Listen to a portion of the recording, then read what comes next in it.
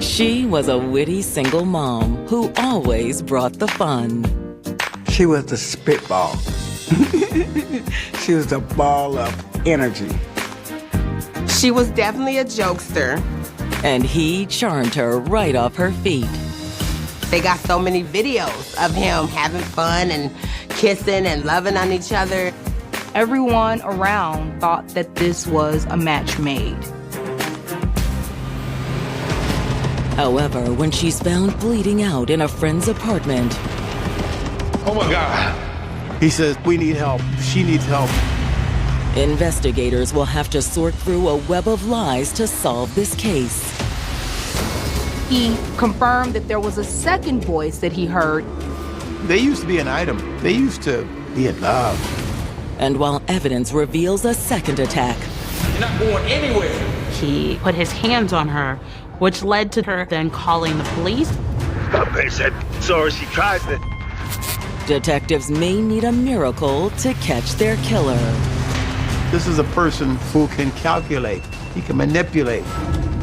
The devil was in him, and he was destined to come out, and he came out on her. April 7, 2021, Minneapolis, Minnesota. It's a sunny spring day in this vibrant city known for its blend of urban sophistication and natural beauty. Minneapolis is very diverse. It has scenic lakes, extensive parks, and a thriving art scene. The community really helps each other. It's one of those places where everybody knows their neighbor. But around 12:30 p.m., a 911 call comes in to Hennepin County dispatchers from a local resident named Chris Scott. He says, there's a woman who's been injured. She's bleeding all over the place. We need help. She needs help. Without a moment to lose, first responders rush to Chris's address, a duplex near Loring Park. When the paramedics got to the scene, they see a woman covered in blood in very bad condition. And as paramedics are trying to help, they're asking Chris simultaneously, who is this woman? Yeah, that's my friend. I came in and found her like that. He indicated that her name was Nakia Robinson. 38-year-old single mother, Nakia Robinson, had a remarkable ability to bring joy and laughter to her inner circle. She was the spitball. She was the ball of energy. She looked much, much, much younger than she was, and then having all that energy, it could fool you. She was definitely a jokester, but she would give you the shirt off of her back even if she didn't have another one to replace it. If you needed her, she was always there. She was crazy about her daughters and adored them. Whether it was out to lunch, to the mall, to buy them something, every single week she did something with her kids. She was a wonderful mother. Even when she was in between jobs, Nakia worked hard to make ends meet for her and her daughters. She wanted to take care of people because she was a caring person. But in turn, she cooked for a living. She worked in restaurants and she cooked, and she actually worked at a restaurant at the Mall of America. She was determined to provide for her girls and give them a good life. Family was very important to her. Then, in 2019, Nakia began dating someone who seemed to share her family-oriented values, 53-year-old Jerome Woodland. They met through a mutual friend, and the two quickly realized they had a lot in common. She met him just hanging out. They kind of clicked. Jerome is from Louisiana. He was in the Army, and he has a couple of children. Jerome was divorced, and so he found himself in Minnesota creating a new life for himself. With nearly 20 years between them, Jerome seemed to be the steady foundation Nakia was looking for. Nakia was 38 years old, Jerome is 53, and that's a big age gap for some people. But her kids' fathers were always older than her, and she just didn't know how to relate to men her age. She thought older men were better because they're more mature or they have their stuff together and they can take care of her and her needs. We run to the stove. Okay. And don't forget more charcoal for the grill. I got you. Jerome was willing to provide the love and security that Nakia yearned for. They got so many videos of them barbecuing and hanging out and having fun and kissing and loving on each other. She was loving. She cared a lot about Jerome. Everyone around thought that this was a match made. But now first responders are desperately trying to keep Nakia alive as she bleeds out on the floor of her friend Chris Scott's home. She has been stabbed in the chest, but she was clinging on to life. After several minutes of trying to save the young mother's life, paramedics realize their efforts are too little, too late. Nakia is pronounced dead on the scene. Dispatch, we're gonna need homicide to my location. Minutes later, detectives arrive to begin their investigation. Now this is a homicide investigation. And so the homicide unit comes in. She had about a 2-inch stab wound to the chest. And investigators also noted a very large kitchen knife on the floor next to Nakia's body. It is not uncommon for the assailant to cut themselves while attempting to stab someone else. So investigators were sure that whoever did this left evidence behind. They were hoping to pull either fingerprints or DNA or something from that knife. Just then, detectives find additional evidence that points to a potential motive. They find a pipe underneath her. They see a crack pipe, they see a bag of drugs, and they see beer cans all over the place. It could mean that, in the space of drug activity, that something could have gone wrong. They think there could have been some type of altercation over the use of drugs. With her boyfriend, Jerome Woodland, by her side, 38-year-old Nakia Robinson was continuing to bring joy and laughter to those around her. There was times where she would just do something so funny, like when everybody's laughing. Nakia would get silly. We had a lot of fun. We could sit together and we could entertain ourselves. But on April 7th, 2021, Nakia has been found deceased with a single stab wound to the chest, and police are trying to figure out what happened. Nakia was located at the home of Chris Scott, who told first responders that he was a friend of hers. And there are several troubling items inside the home. They're finding glass pipes and other drug paraphernalia. This doesn't look good for Chris Scott. Detectives are eager to speak with him. After conducting their initial sweep of the crime scene, detectives question Chris. We'll take him here, officer. Thank you. So, walk us through what happened. Chris tells the police that around 10:30 that morning, one of his friends by the name of Jerome Woodland came over to his house.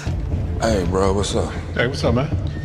Chris says Jerome and Nakia had been in a relationship for about 2 years. Chris tells police that he has known Jerome for a big portion of his life, maybe about 10 to 15 years.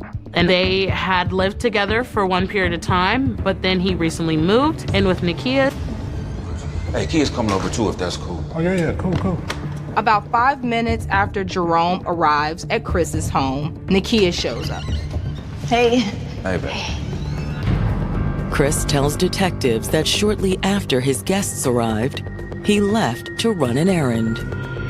So, I gotta run out for a minute, but you all are welcome to chill here if you want. He said, I gotta go to doctor's appointment. You guys can stay here and hang out if you want. I'll be back in a couple hours. But Chris says he never could have expected what he came home to. That's when I found her. Oh my God. Chris returned from his doctor's appointment about 12:30 in the afternoon and found Nakia on the floor with the stab wound. He said when he was in that apartment, there was no one else there. No one else. Jerome was nowhere to be found, so he immediately called 911. So you haven't spoken to Jerome since? Nah. At this point, the police, they don't know if Jerome is a second victim. They don't know if he fled the scene. Something seems a bit fishy about Chris's story. Yet when they ask Chris if Jerome could be involved in Nakia's murder, he immediately shoots the idea down. No, there is no way. He tells them that Jerome would never hurt a fly. So what with all the drug paraphernalia? Man, look, I swear, that's not mine. Chris tells the police, well, yeah, Jerome has been known to do drugs. Jerome was doing street hustling work for, like, I can say maybe selling drugs. Well, we're gonna need to speak with your friend Jerome. I can give you his number.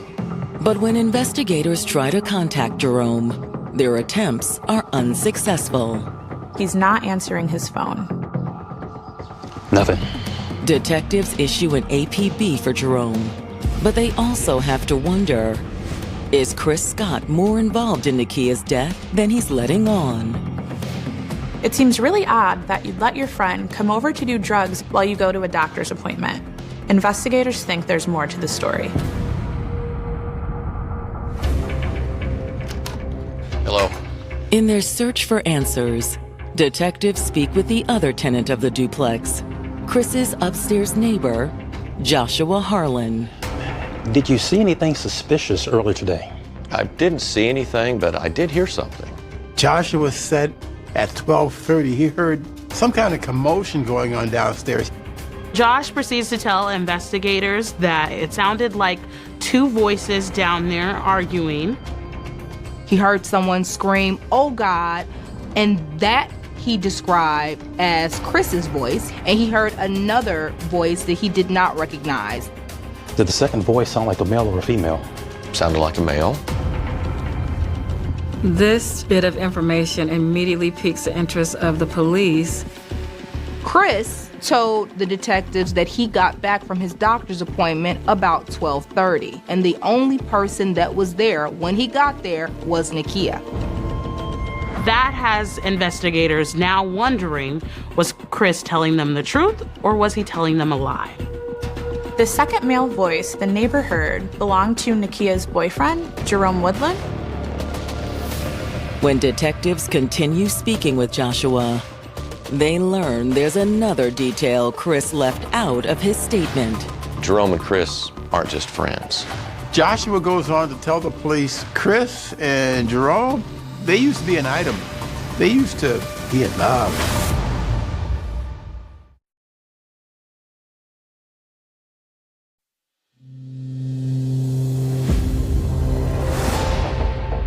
When Chris Scott arrived home to find his friend's partner, Nakia Robinson, murdered in cold blood, he claimed no one else was home. Now, however, Minneapolis detectives have reason to doubt his initial statement. Chris's neighbor, Joshua Harlan, tells police he overheard an argument between two males coming from Chris's apartment around 12:30 p.m., which is around the same time Chris said he came home and found Nakia. As detectives continue speaking with Joshua, they learn another surprising piece of information. Jerome and Chris aren't just friends. Apparently, Chris used to be in a romantic relationship with Nakia's boyfriend, Jerome Woodland. Jerome is bi. He does men and women. Joshua goes on to tell the police, you know, that Chris and Jerome, they used to be an item. They used to be in love. Which leads police to wonder, could Chris be covering up for his former lover? Do we truly have a lover's triangle going on? Did Chris and Jerome do this together? Investigators think that something is up. So they invite Chris to come downtown and talk some more, and Chris agrees. In an interrogation room, Chris immediately folds under the pressure. Chris, is there anything else you need to tell us? Okay. I wasn't being entirely truthful before. He recanted his story. He had a real appointment, that's all confirmed. But he said, when I walked in the door and saw her on the floor pleading, Jerome was there. Oh my God. I know. Chris maintains that he did return home at 12:30, but at that time, Jerome was standing over Nakia's body. Man, what have you done? It doesn't matter, man. I gotta get out of here. No, stop. You cannot leave. Just call 911, okay? Oh my God. Jerome was like, call 911, and he grabbed the phone and he said Jerome left. But if everything Chris says is true, why did he lie to police in his initial statement? I still have a lot of love for Jerome. He tells them that he was in a relationship with Jerome in the past and he still had feelings for him. He didn't want him to get in trouble, and so therefore he lied. I think Chris was scared because it happened in his house and he didn't know what was gonna come about. After hearing Chris's revised statement, detectives are inclined to believe him. He didn't know what happened until he came in there and saw Kia on the floor, and he was panicking. He had nothing to do with the murder, and now the primary suspect at this time is Jerome Woodland. Detectives know if they're going to get to the bottom of this case, they need to find Jerome. But it won't be easy. All of the APBs that are out there throughout the state of Minnesota aren't providing any new leads as to where he could possibly be. Jerome does have family in Louisiana, and it's very possible that he just fled. So they subpoena different bank records as well as other information that could lead to additional discovery. As investigators continue searching for Jerome, the tragic news of Nakia's death spreads throughout Minneapolis. I was at home when I found out. I just dropped the phone. I lost words. I couldn't say nothing. Kia was supposed to be coming to my house that day, but she never showed up, and now I'll never talk to her again. Renisha called to me and crying, and I said, well, what's the matter? Who died? She said, Kia. I said, stop playing. What do you mean she's gone? I just remember screaming. I couldn't think. That took all the energy. Pardon me.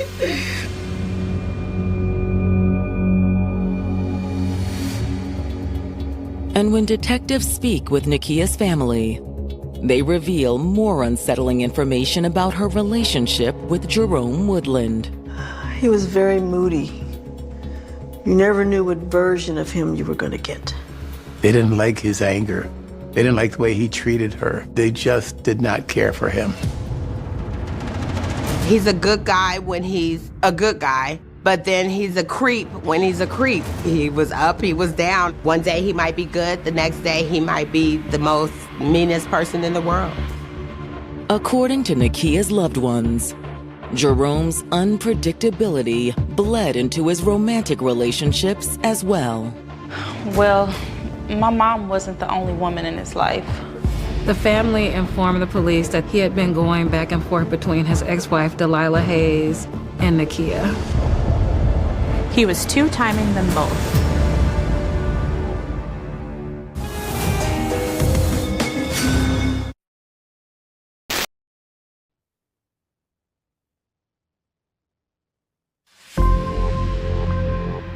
While speaking with the family of murder victim Nakia Robinson, Minneapolis detectives have learned some troubling information about Nakia's relationship with her boyfriend, Jerome Woodland. Jerome and Nakia allegedly had a pretty tumultuous relationship, partially because he was still messing around with his ex-wife on the side. He was two-timing them both.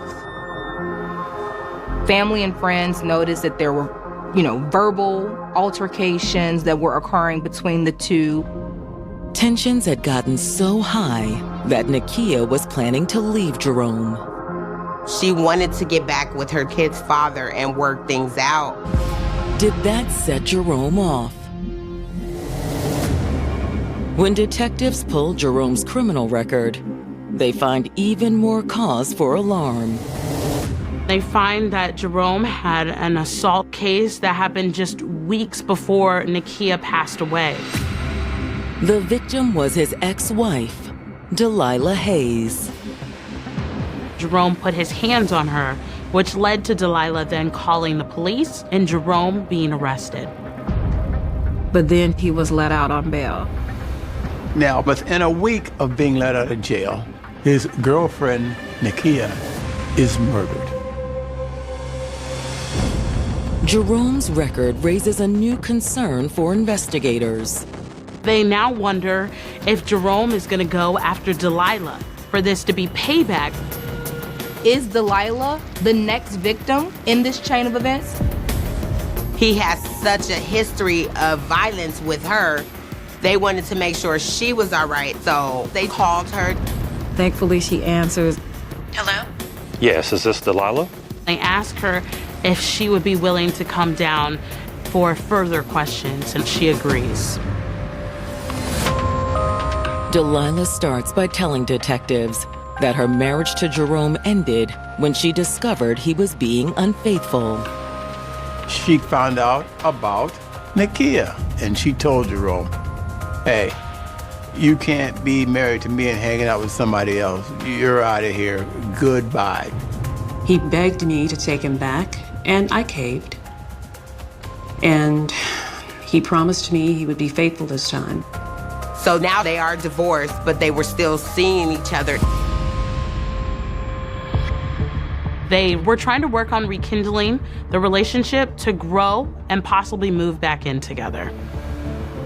Things looked to be on the up and up. But I found out he was still seeing her. Jerome's at Delilah's house, then the next minute he's at Kia's house, and it was just back and forth, back and forth. I told Kia that she deserved better and she didn't have to share a man with someone. I just didn't understand it. It was back to square one. When I confronted him about it, that's when he assaulted me. Jerome put his hands on her. And Delilah cut off all communication with Jerome shortly thereafter. Do you have any idea where Jerome is now? No, I haven't spoken with him since he assaulted me. Given the clear history of abuse, detectives now wonder if Nakia's murder was the result of a cycle that spiraled out of control. They realize they're dealing with a very dangerous person. It continues to make it more urgent to find where he is. Detectives will need to widen their search if they're going to have any hope of locating Jerome. But then, there's a break in the case. One of Nakia's best friends, Renisha Johnson, comes forward. And she has some shocking news for them. I just wanted to let you know that Jerome called me. At one point, Jerome was my friend as well. And I had no hate for him. I just wanted justice for her. What did he say? Renisha asked Jerome, why would you take Nakia away? And that's when he explained his side of the story. They were arguing about their relationship while Chris was at his doctor's appointment. Jerome said that in the throes of the argument, he grabbed a knife, but never intended to hurt Nakia. Like, he didn't even realize he stabbed her until he backed up, and then when he pulled away his hand, she hit the floor. That's when he said he realized that he had jabbed her. And I was just like, wow. And then he told me he watched the life leave her body, and that just blew me. Like, oh my God. Following Jerome's confession, Renisha did everything she could to convince him to turn himself in. But he refused. I was trying to get him to do the right thing. Just give it to God, turn yourself in. He indicated that he would not turn himself in and that this was going to be a death by cop situation. Which means as soon as investigators find him, Jerome will not comply to their demands. And to be honest with you, I've been worried that he was going to do something crazy. Why is that? When I spoke to the police, I told them that there's a video that he posted on Saturday, which shows intent. That Saturday is when he did the video on Wednesday when she died. I don't know if they're gonna accept it or not, man, but you know what? My baby sister told me God restores. His face is scrambled when he first starts the video, so it looks like a devil. It looks like the devil's actually sitting on his shoulder. Man, I feel like I got 53 years of just anger built up in me. Jerome was a ticking time bomb. And I heard something real bad.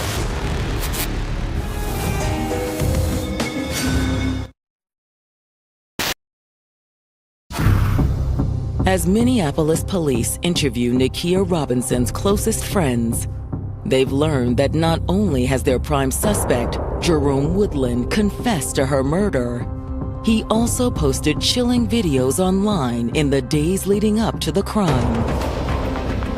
For some reason, man, I feel like I got 53 years of just anger built up in me. And I heard something real bad. And I'm not really caring about the consequences. He was creating videos that were aggressive and threatening violence onto anyone who really got in his face or messed with him in any kind of way. I'm telling you, I'm trying to just destroy it. Man, that's the mood I'm in. You can get me, or I can get you. Man, that beast done woke up. That need to go back to sleep. That beast need to go back to sleep. He just looked evil, so I really believe that he was possessed by something. The devil was in him, and he was destined to come out, and he came out on her. He knew what he was gonna do. He knew his mindset. In one of his videos, he's talking about Delilah, and he talks about how if he would have hit her a little more to the right, she would have been paralyzed. My baby said, sorry she tried to, because a couple more inches, they had brain damage, man. With the wrong, bro. Tell you, I'm on construction mission. These videos, they are indicative of someone who is violent, and it is also consistent with someone who could have murdered his girlfriend. Who says that he done with the one person? This man walking out on the loose. He could do this to somebody else. Now more than ever, Minneapolis investigators need to find Jerome. Let us know if you hear from him again. I'll walk you out. Come on. Thank you. So, like always, the detectives tried to pull in the cell phone tower records that would have been associated and affiliated with Jerome Woodland. They noticed that his phone stopped pinging at 1:01 p.m. on April 7th, which is the day of the murder. That's ultimately evidence that Jerome got rid of that cell phone. Investigators could not track him. They have no clue where he's went. He could be anywhere at this point. This was an all-hands-on-deck manhunt. They were publishing his photos. They were letting the community know that this was an active investigation. Every other day I was posting this picture, and I have friends all around the world. Somebody was gonna see him. Amid declining morale, detectives turn to Jerome's Louisiana relatives. They call up Jerome's family, and surprisingly, the family confirms that Jerome had in fact reached out to them. He called and he said, I did something awful. I've overdone it this time.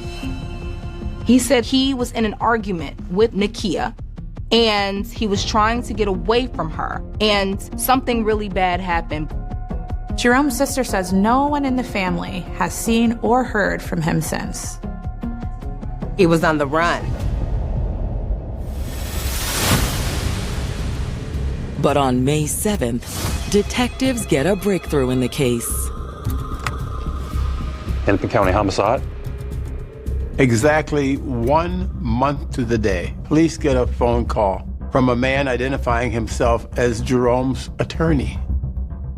Jerome's attorney makes a phone call to let them know that he's going to turn himself in. Later that afternoon, in front of the Minneapolis Police Department, officers prepare to detain Jerome as he and his attorney exit the vehicle. I was relieved. I was relieved for the rest of the world. I was relieved for Nakia's daughters. I was relieved for Nakia.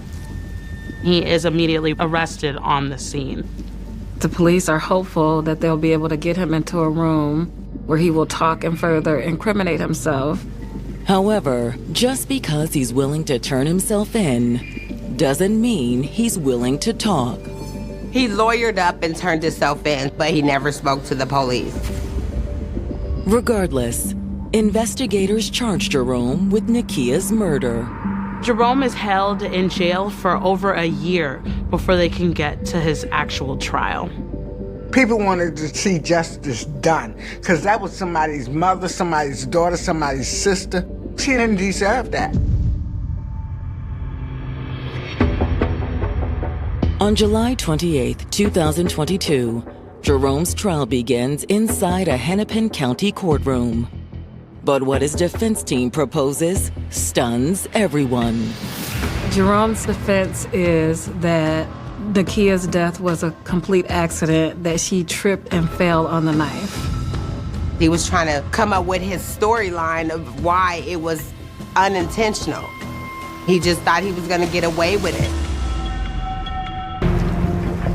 A year after Jerome Woodland turned himself into Minneapolis police, he now stands trial for the murder of Nakia Robinson. They offered him a plea. He didn't take it. He wanted to go to trial because he thought he was gonna get off on trial.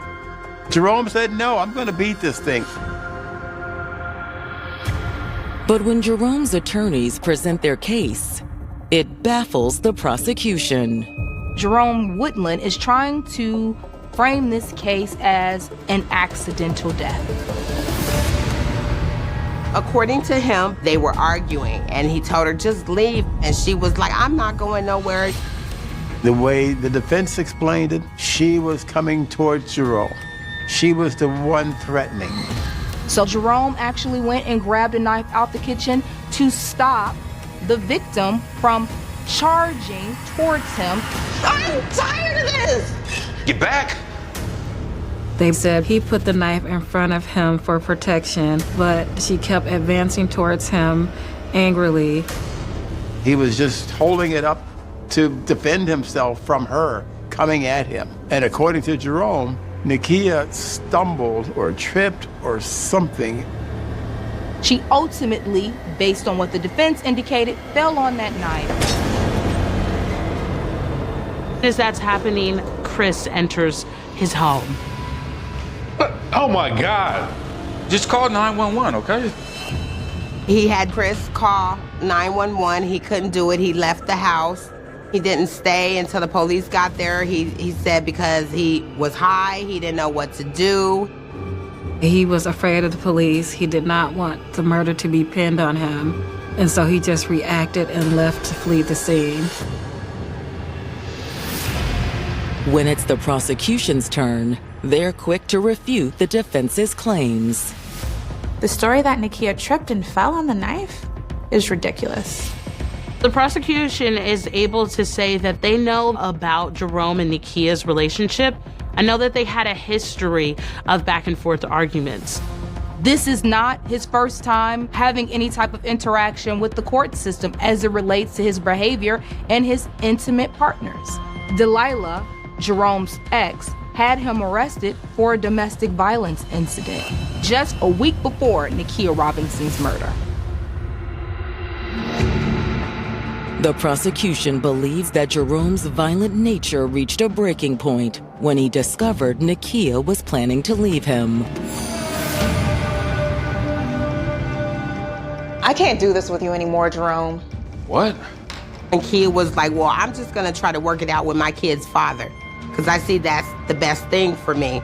And I believe that's why he did all this. that was his breaking point. That's when Jerome unleashed his pent-up rage. She decided to go back with her children's dad.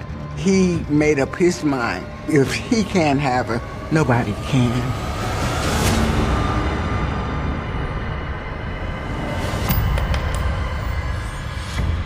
To support their claims, the prosecution presents Jerome's threatening Facebook videos to the jury. That's when I looked at Jerome and you could just see his whole demeanor drop. Like, I have the videos of him saying that he's gonna do this. This was intentional. The Facebook videos were absolutely necessary for the jury to hear. They needed to understand who Jerome Woodland was and his propensity for violence.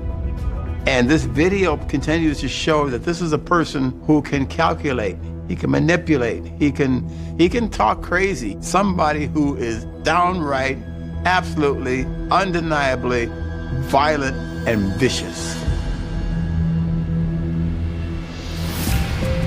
In summation, the prosecution states this wasn't an accident. It was a personal attack. The medical examiner's office says that Nakia's body had about a 2-inch wound. 2 inches deep is not an accident. He's much taller than her, so to stab her in the heart, he was waiting for her to come. He had a selfish need and a selfish thought. Tripping would not get you the type of puncture wound that happened in her chest. The only way that could have happened was Jerome forcefully putting that knife into her chest. I think after the fact, he really regretted it. Some type of, what have I done? But by then, you can't bring her back. After the jury retires for deliberations, it doesn't take them long to return with a verdict. They find Jerome guilty of the murder of Nakia Robinson. I knew he was going to be found guilty. He told on himself, I mean, what more do you need? I was excited. I went and bought a bottle of champagne and I celebrated me, Wahida. My kids, we celebrated. I took a shot for her. I drank a toast to justice for Kia. I was just through the roof. However, despite Jerome's damning social media videos, the prosecution isn't able to prove premeditation in this case. They have to do second degree. That's the highest they can do. The first degree is total premeditation. That's always hard to prove. Jerome is sentenced to 30 years in prison with the possibility of release or parole around the age of 74. I wasn't gonna sleep until he got time. So I'm glad he got what he got. I pray for a changed heart. I pray for a consciousness that will allow him to realize the damage that he done, because he's got to think about that every single day. Trapped in her relationship, Nakia Robinson was a woman caught in an all-too-common cycle of abuse. He definitely had the control over her that she felt like she couldn't break free from.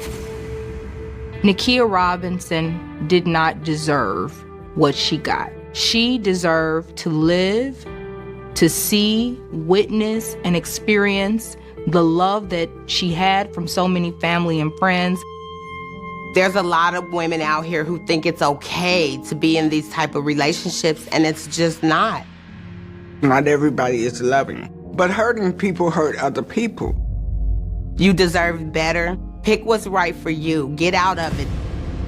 We have to pay attention to the cycles of domestic violence, and we have to ensure that those who are experiencing domestic violence have the resources necessary so that they can get out of these situations and live to tell their story.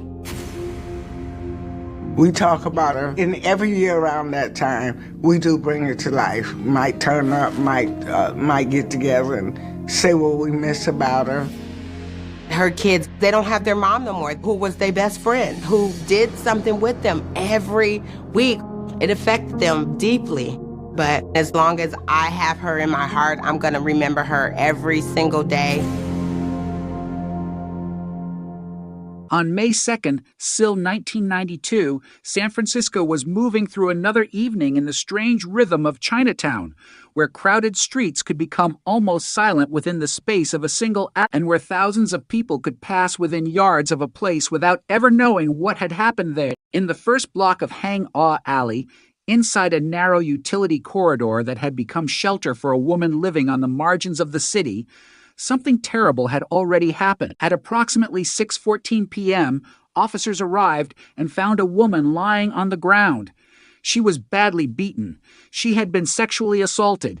She had been strangled. And for investigators standing inside that cramped corridor, the first question was not who had killed her, but something even more basic.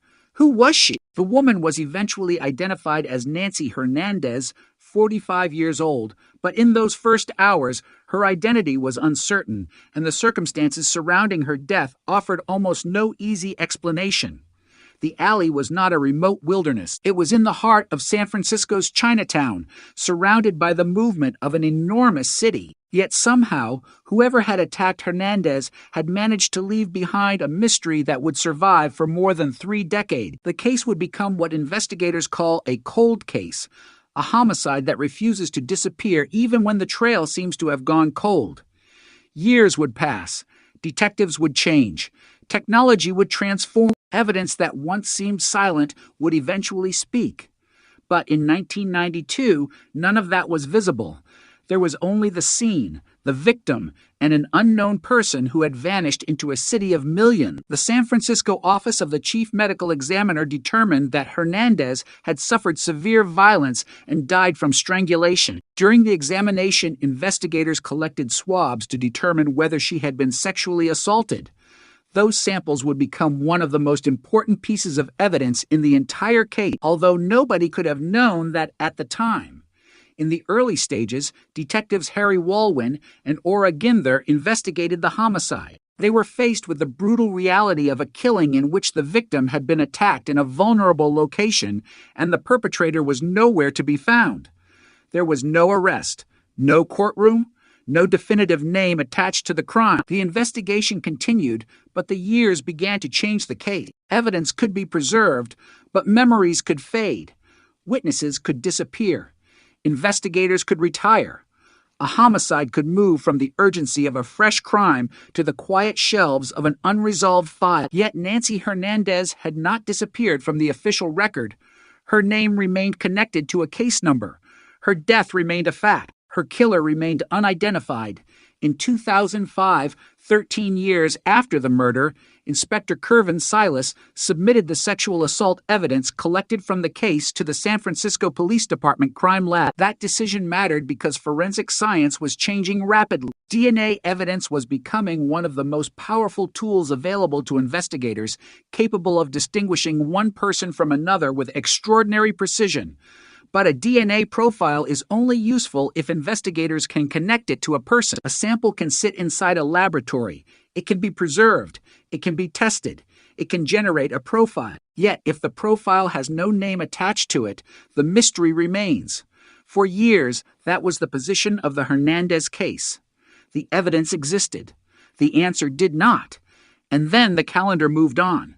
1992 became 1993, then 1994, then 1995. A decade passed, then another. San Francisco changed around the case. Chinatown changed. Police technology changed. The people who had first investigated the killing grew older. Some eventually moved on from the department. But the murder remained frozen in time. Nancy Hernandez had been dead for years, but the question of who killed her had never received a final answer. By the time the 21st century was well underway, the case belonged to a different era of criminal investigation. The original detectives had worked without the digital systems investigators now take for granted. There was no modern DNA database capable of instantly comparing an unknown profile against millions of records. There was no guarantee that a biological sample from a 1992 crime scene could identify a suspect decades later. But there was something else. Evidence that had survived. The samples connected to the sexual assault remained part of the investigative record. And in cold case investigations, survival can be everything. A case does not always need a new witness. Sometimes it needs only an old piece of evidence examined through a new lens. That possibility became increasingly important as the San Francisco Police Department's Homicide Cold Case Unit returned to unresolved killings. On October 11th, SIL 2023, investigators formally reopened the Hernandez investigation. More than 31 years had passed since her death. The world that existed on the night of May 2nd, SIL 1992, was almost unrecognizable compared with the world investigators were now entering. Technology had advanced. Databases had expanded, DNA analysis had become routine in major investigations, and the question confronting detectives was no longer simply what happened to Nancy Hernandez. It was whether the evidence collected after her death could finally identify the person responsible. The crime lab examined the available DNA profiles and entered them into the FBI's combined DNA index system known as CODE. The process was not cinematic in the way a dramatic confession might be. There was no suspect walking through a door, no anonymous caller suddenly revealing a secret. Instead, there was data, a biological profile, a database, a comparison, and then, after decades of silence, a match. The profile was associated with a man named Ricky Dawson. According to police, Dawson was already connected to other sexual assault homicides in different parts of the United States. He was not a man who appeared from nowhere. His name was already present in other investigations. He was serving a sentence in Colorado and was involved in another murder case there. Suddenly, the 1992 killing in San Francisco was no longer an isolated mystery. Investigators had a name. They had a DNA connection, and they had a suspect who was already behind bars. But a DNA match is not the same thing as a conviction. It is evidence. It is a lead. It is a potential bridge between a victim and a suspect. But the legal system still requires proof beyond the accusation itself. On January 2nd, SIL 2025, San Francisco authorities issued an arrest warrant for Dawson in connection with Nancy Hernandez's death. The warrant was sent to the Denver Sheriff's Office, and a hold was placed on him. The case that had remained unresolved since 1992 had suddenly moved again after 33 years. The name of a potential suspect was no longer hidden inside an unidentified file. It was attached to an active investigation. The significance of that moment was difficult to measure. For more than 3 decades, Nancy Hernandez's murder had existed as an unanswered question. Now, investigators believed that biological evidence had provided a connection that earlier generations of detectives could not obtain. But there was another layer to the story, one that made the discovery even more disturbing. Dawson had been linked to other sexual assault killings in different cities and states, according to authorities. The San Francisco investigation, therefore, opened a much larger question. Was the 1992 Chinatown homicide part of a broader pattern? Police said Dawson had been linked to killings involving sexual assault in Panama City Beach, Florida, Seattle, Washington, and Denver, Colorado. Those connections did not automatically prove that he was responsible for Nancy Hernandez's death. Each case had to stand on its own evidence. But for investigators looking at a murder that had resisted resolution for 33 years, the overlap was impossible to ignore. The old case file was no longer simply about a woman found dead in a Chinatown alley. It had become a potential link in a much larger chain of violence. And yet Nancy Hernandez remained at the center of it. Before the DNA, before the databases, before the warrant, before the headlines returned, she had been a 45-year-old woman living without the security that many people take for granted. Her shelter was a utility corridor in an alley. Her death might have happened in one of the most densely populated areas of San Francisco, but the identity of her killer remained hidden for decades. That contradiction is what makes cold cases so haunting. A person can die surrounded by millions and still leave behind a mystery that takes a generation to solve. The city continued. Buildings change. Streets are repaved. People move away. New families arrive. New crimes occupy the headlines. But somewhere inside a police archive, a name remains. Somewhere inside a laboratory, a sample waits. Somewhere inside a database, a profile waits for another profile to appear. For Nancy Hernandez, that moment did eventually come. 33 years after her death, investigators believed the silence had finally been broken. But even then, the story was not finished. A suspect had been identified. A warrant had been issued. The evidence had produced a connection, yet the courtroom had not delivered a verdict. And the question that had haunted San Francisco since that evening in 1992 had changed shape.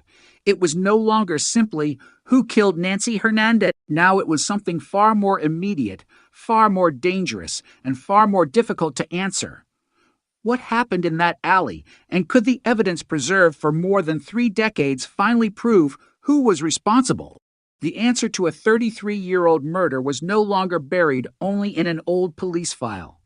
It was sitting inside a biological sample preserved from a crime committed in San Francisco in 1992, waiting for technology to catch up with the evidence. But identifying a possible suspect was only the beginning, because behind every cold case breakthrough is a second battle, one that is less dramatic than the moment a database produces a name, but far more important to a courtroom, proving what that name means. When investigators reopened Nancy Hernandez's case in October 2023, they were not simply looking at a crime scene from another era. They were rebuilding an investigation that had begun more than 3 decades earlier, piece by piece, asking what the original detectives had known, what they had collected, what had been preserved, and what modern forensic science could now reveal. The case had been dormant, but the evidence had not necessarily been dead. The sexual assault examination conducted after Hernandez's death had produced biological material that could potentially contain the genetic signature of the person who assaulted her. In 2005, Inspector Kervin Silas had submitted that evidence to the San Francisco Police Department Crime Lab. The technology available at the time was already powerful compared with what investigators had possessed in 1992, but even then, forensic DNA was only useful if the resulting profile could be connected to an individual. For years, the profile remained without a confirmed identity. That was the cruel mathematics of a cold case. Investigators could possess the answer in microscopic form and still have no way to read it. A DNA profile could tell them that a biological contributor existed, but it could not simply announce a name. The profile needed a comparison. It needed another piece of the puzzle, and the longer the case remained unresolved, the more distant the possibility of that comparison seemed. Then the case was reopened. Detectives began examining the evidence again, and the crime lab entered the available DNA profiles into CODIS, the FBI's national DNA database. This was not the first time the evidence had been tested. That distinction matters. The crucial change was not necessarily that investigators suddenly discovered DNA where none had existed before. The evidence had been collected years earlier. What changed was the ability to compare that evidence against an expanding network of criminal justice records. Modern cold case investigations often depend on this principle. The evidence remains the same, but the world around the evidence changes. A person who could not be identified in 2005 may become identifiable years later because a new DNA record enters a database. A person who was once unknown may become known because of an unrelated arrest, conviction, or forensic submission.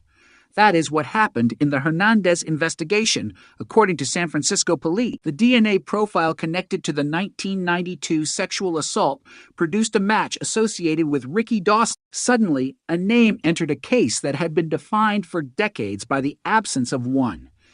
Investigators now had to determine whether the genetic connection could withstand scrutiny and whether other evidence supported the conclusion that Dawson was responsible for the death of Nancy Hernandez. The discovery was striking not only because of the age of the case, but because Dawson was not living as an unidentified man beyond the reach of law enforcement. He was already incarcerated in Colorado. Authorities said he was serving a sentence there and was also facing another murder case. The possibility that the person connected by DNA to Hernandez's case was already behind bars transformed the investigation. Detectives did not have to locate a suspect who had disappeared into society. They had to build a case against a man whose identity was already established and whose history was already under scrutiny elsewhere. But that did not make the case simple. If anything, it raised new questions. How had Dawson's DNA entered law enforcement databases? What was the nature of the connection between the biological evidence and the suspect? Could investigators establish that the DNA belonged to the person who committed the crime rather than merely someone whose biological material appeared in circumstances unrelated to the homicide? What additional evidence existed from 1992? What had witnesses remembered? What did the original investigation reveal? And what could still be reconstructed after more than 30 years? These questions became central as detectives moved from identification toward prosecution. On January 2nd, SIL 2025, authorities issued an arrest warrant for Dawson in connection with Hernandez's homicide. A hold was placed on him through the Denver Sheriff's Office. The language surrounding the case was careful because the legal distinction was critical. Dawson was a suspect, not a convicted killer in the Hernandez case. Police could announce the forensic breakthrough, but only a court could determine guilt. For the Hernandez family and those who had followed the case, however, the warrant represented something that had not existed for decades: movement. A case that had spent years standing still was suddenly advancing. The passage of time had created enormous obstacles, but it had also created an unexpected advantage. The science of DNA had become dramatically more sophisticated, databases had grown. Investigators had more sophisticated methods for searching and comparing genetic evidence, and a sample that had once seemed incapable of producing an answer could suddenly become the central piece of a homicide investigation. Yet the story of Nancy Hernandez was not simply about technology. It was also about what happens when a victim becomes a file number in the memory of a city. In 1992, investigators had responded to Hang Aw Alley after receiving a report of a woman lying on the ground. They found Hernandez severely beaten and sexually assaulted. The medical examiner determined that she died from strangulation. Those facts were devastatingly direct. There was no ambiguity about the violence inflicted upon her. The mystery was the identity of the person who had carried it out. The original detectives, Harry Walwyn and Ora Ginther, worked the case in an era before today's forensic capabilities. They gathered evidence. They searched for answers. They followed whatever leads were available, but the investigation did not produce an arrest. Years later, the case would be revisited by other investigators, including Inspector Kervin Silas, who submitted the preserved sexual assault evidence for laboratory analysis in 2005. That decision became increasingly significant as technology advanced. The sample was not merely a relic from a forgotten investigation. It was a time capsule. It contained biological information capable of surviving long after memories had deteriorated. It could outlast careers. It could outlast police administration. It could outlast the assumptions of investigators who had once believed that the killer might never be identified. And eventually, that biological evidence reached a database that could provide the comparison investigators had been waiting for. The match to Dawson also raised a disturbing possibility. According to authorities, Dawson had been linked to other sexual assault homicides in Florida, Washington, and Colorado. These cases were separate investigations, and the existence of connections elsewhere did not establish guilt in Hernandez's death. But investigators were suddenly looking at the possibility that the 1992 killing belonged to a broader pattern. That possibility made the old San Francisco case even more significant. A murder that had once appeared isolated might have been connected to a man whose name had surfaced in other violent investigations. The passage of time had concealed that possibility. DNA had brought it back into focus, but cold case investigations are rarely solved by a single dramatic revelation. The more common reality is slow. Detectives must reconstruct timelines. They must examine old reports. They must determine what evidence was collected and how it was handled.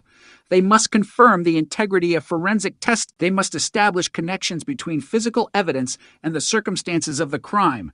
They must anticipate challenges from the defense. And they must do all of this while confronting the greatest enemy in an old homicide: time.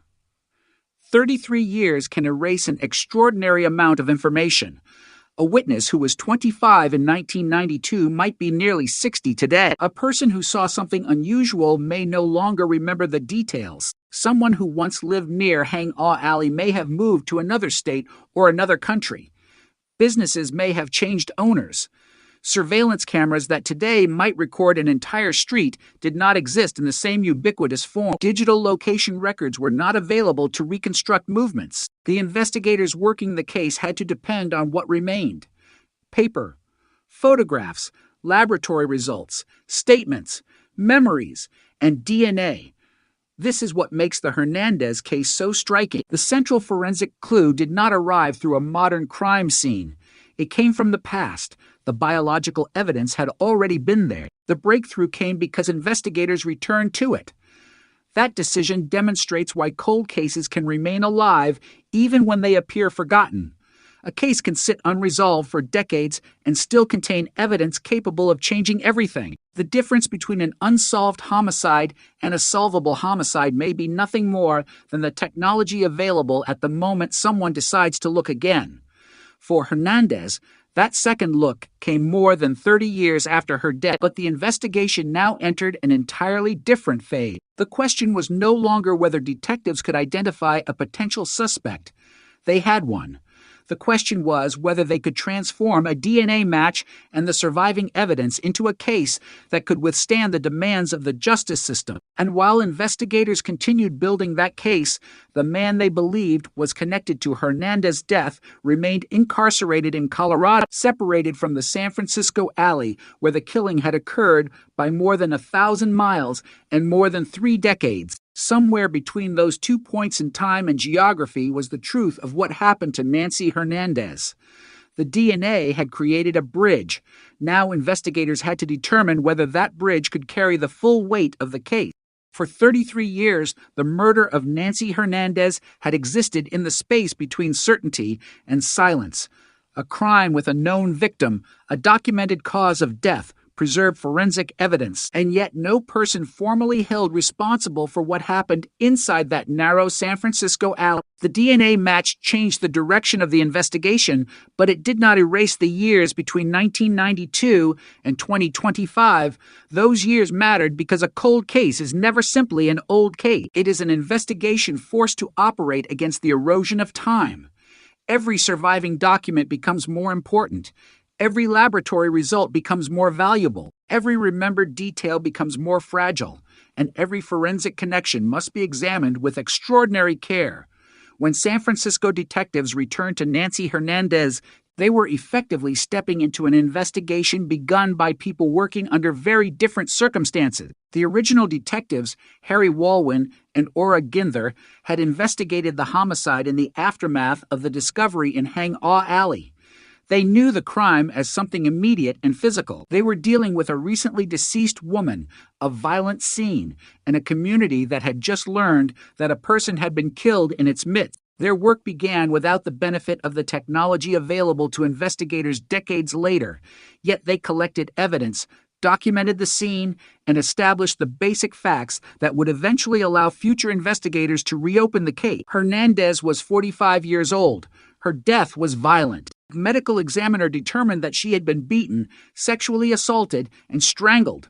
Those facts became the foundation upon which every later investigator would build. The sexual assault evidence was especially important because biological material can preserve information about an offender long after other clues disappear. In 1992, however, that material could not simply produce an identity. Even as DNA technology advanced, investigators still needed a comparison. By 2005, Inspector Kervin Silas recognized the potential significance of the evidence and submitted the sexual assault samples to the San Francisco Police Department Crime Lab. The decision meant that the case was no longer dependent entirely on memories from the early 1990s. It now contained a forensic profile that could potentially be compared against future records. But the first years after that submission did not bring the breakthrough investigators wanted. A profile without a matching identity remained an unresolved clue. It was as if investigators had obtained the fingerprint of an invisible person but had no database entry against which to compare it. That changed as criminal DNA databases expanded. Across the United States, law enforcement agencies were increasingly able to compare genetic profiles collected in one investigation against profiles connected to entirely different crimes. A suspect who had never been considered in a particular case could suddenly become relevant because his DNA had entered the system for another reason. This is one of the defining features of modern cold case investigations. The victim does not necessarily receive a new clue from the original crime scene. Instead, the clue may come from a completely different place years later. In Hernandez's case, investigators said the DNA profile connected to the sexual assault eventually matched Ricky Dawson. The match did not come with a confession. It did not come from a witness suddenly remembering his face. It came from forensic comparison. And that distinction made the development both powerful and complicated. DNA could place a person into the investigative picture, but detectives still had to establish the circumstances surrounding that DNA. They had to determine what the biological evidence meant in the context of the crime and whether it could support the broader allegation that Dawson was responsible for Hernandez's death. The case had now entered a period in which forensic science and traditional police work had to operate together. Detectives needed to understand the original evidence while also examining Dawson's known history. Authorities said Dawson was already incarcerated in Colorado and had been linked to other sexual assault homicides. That information was significant to investigators because it created a possible pattern, but legally each case remained distinct. One accusation could not automatically prove another. One DNA association could not replace the need for a complete investigation. The challenge was therefore to take the forensic discovery and reconstruct the story around it. Where was Hernandez killed? What was known about the circumstances? What evidence survived? What had investigators learned in 1992? What had changed by the time the case was reopened? And what could be independently established about Dawson? The passage of time made those questions harder. The city of San Francisco in 2025 was not the city investigators knew in 1992. Neighborhoods had changed.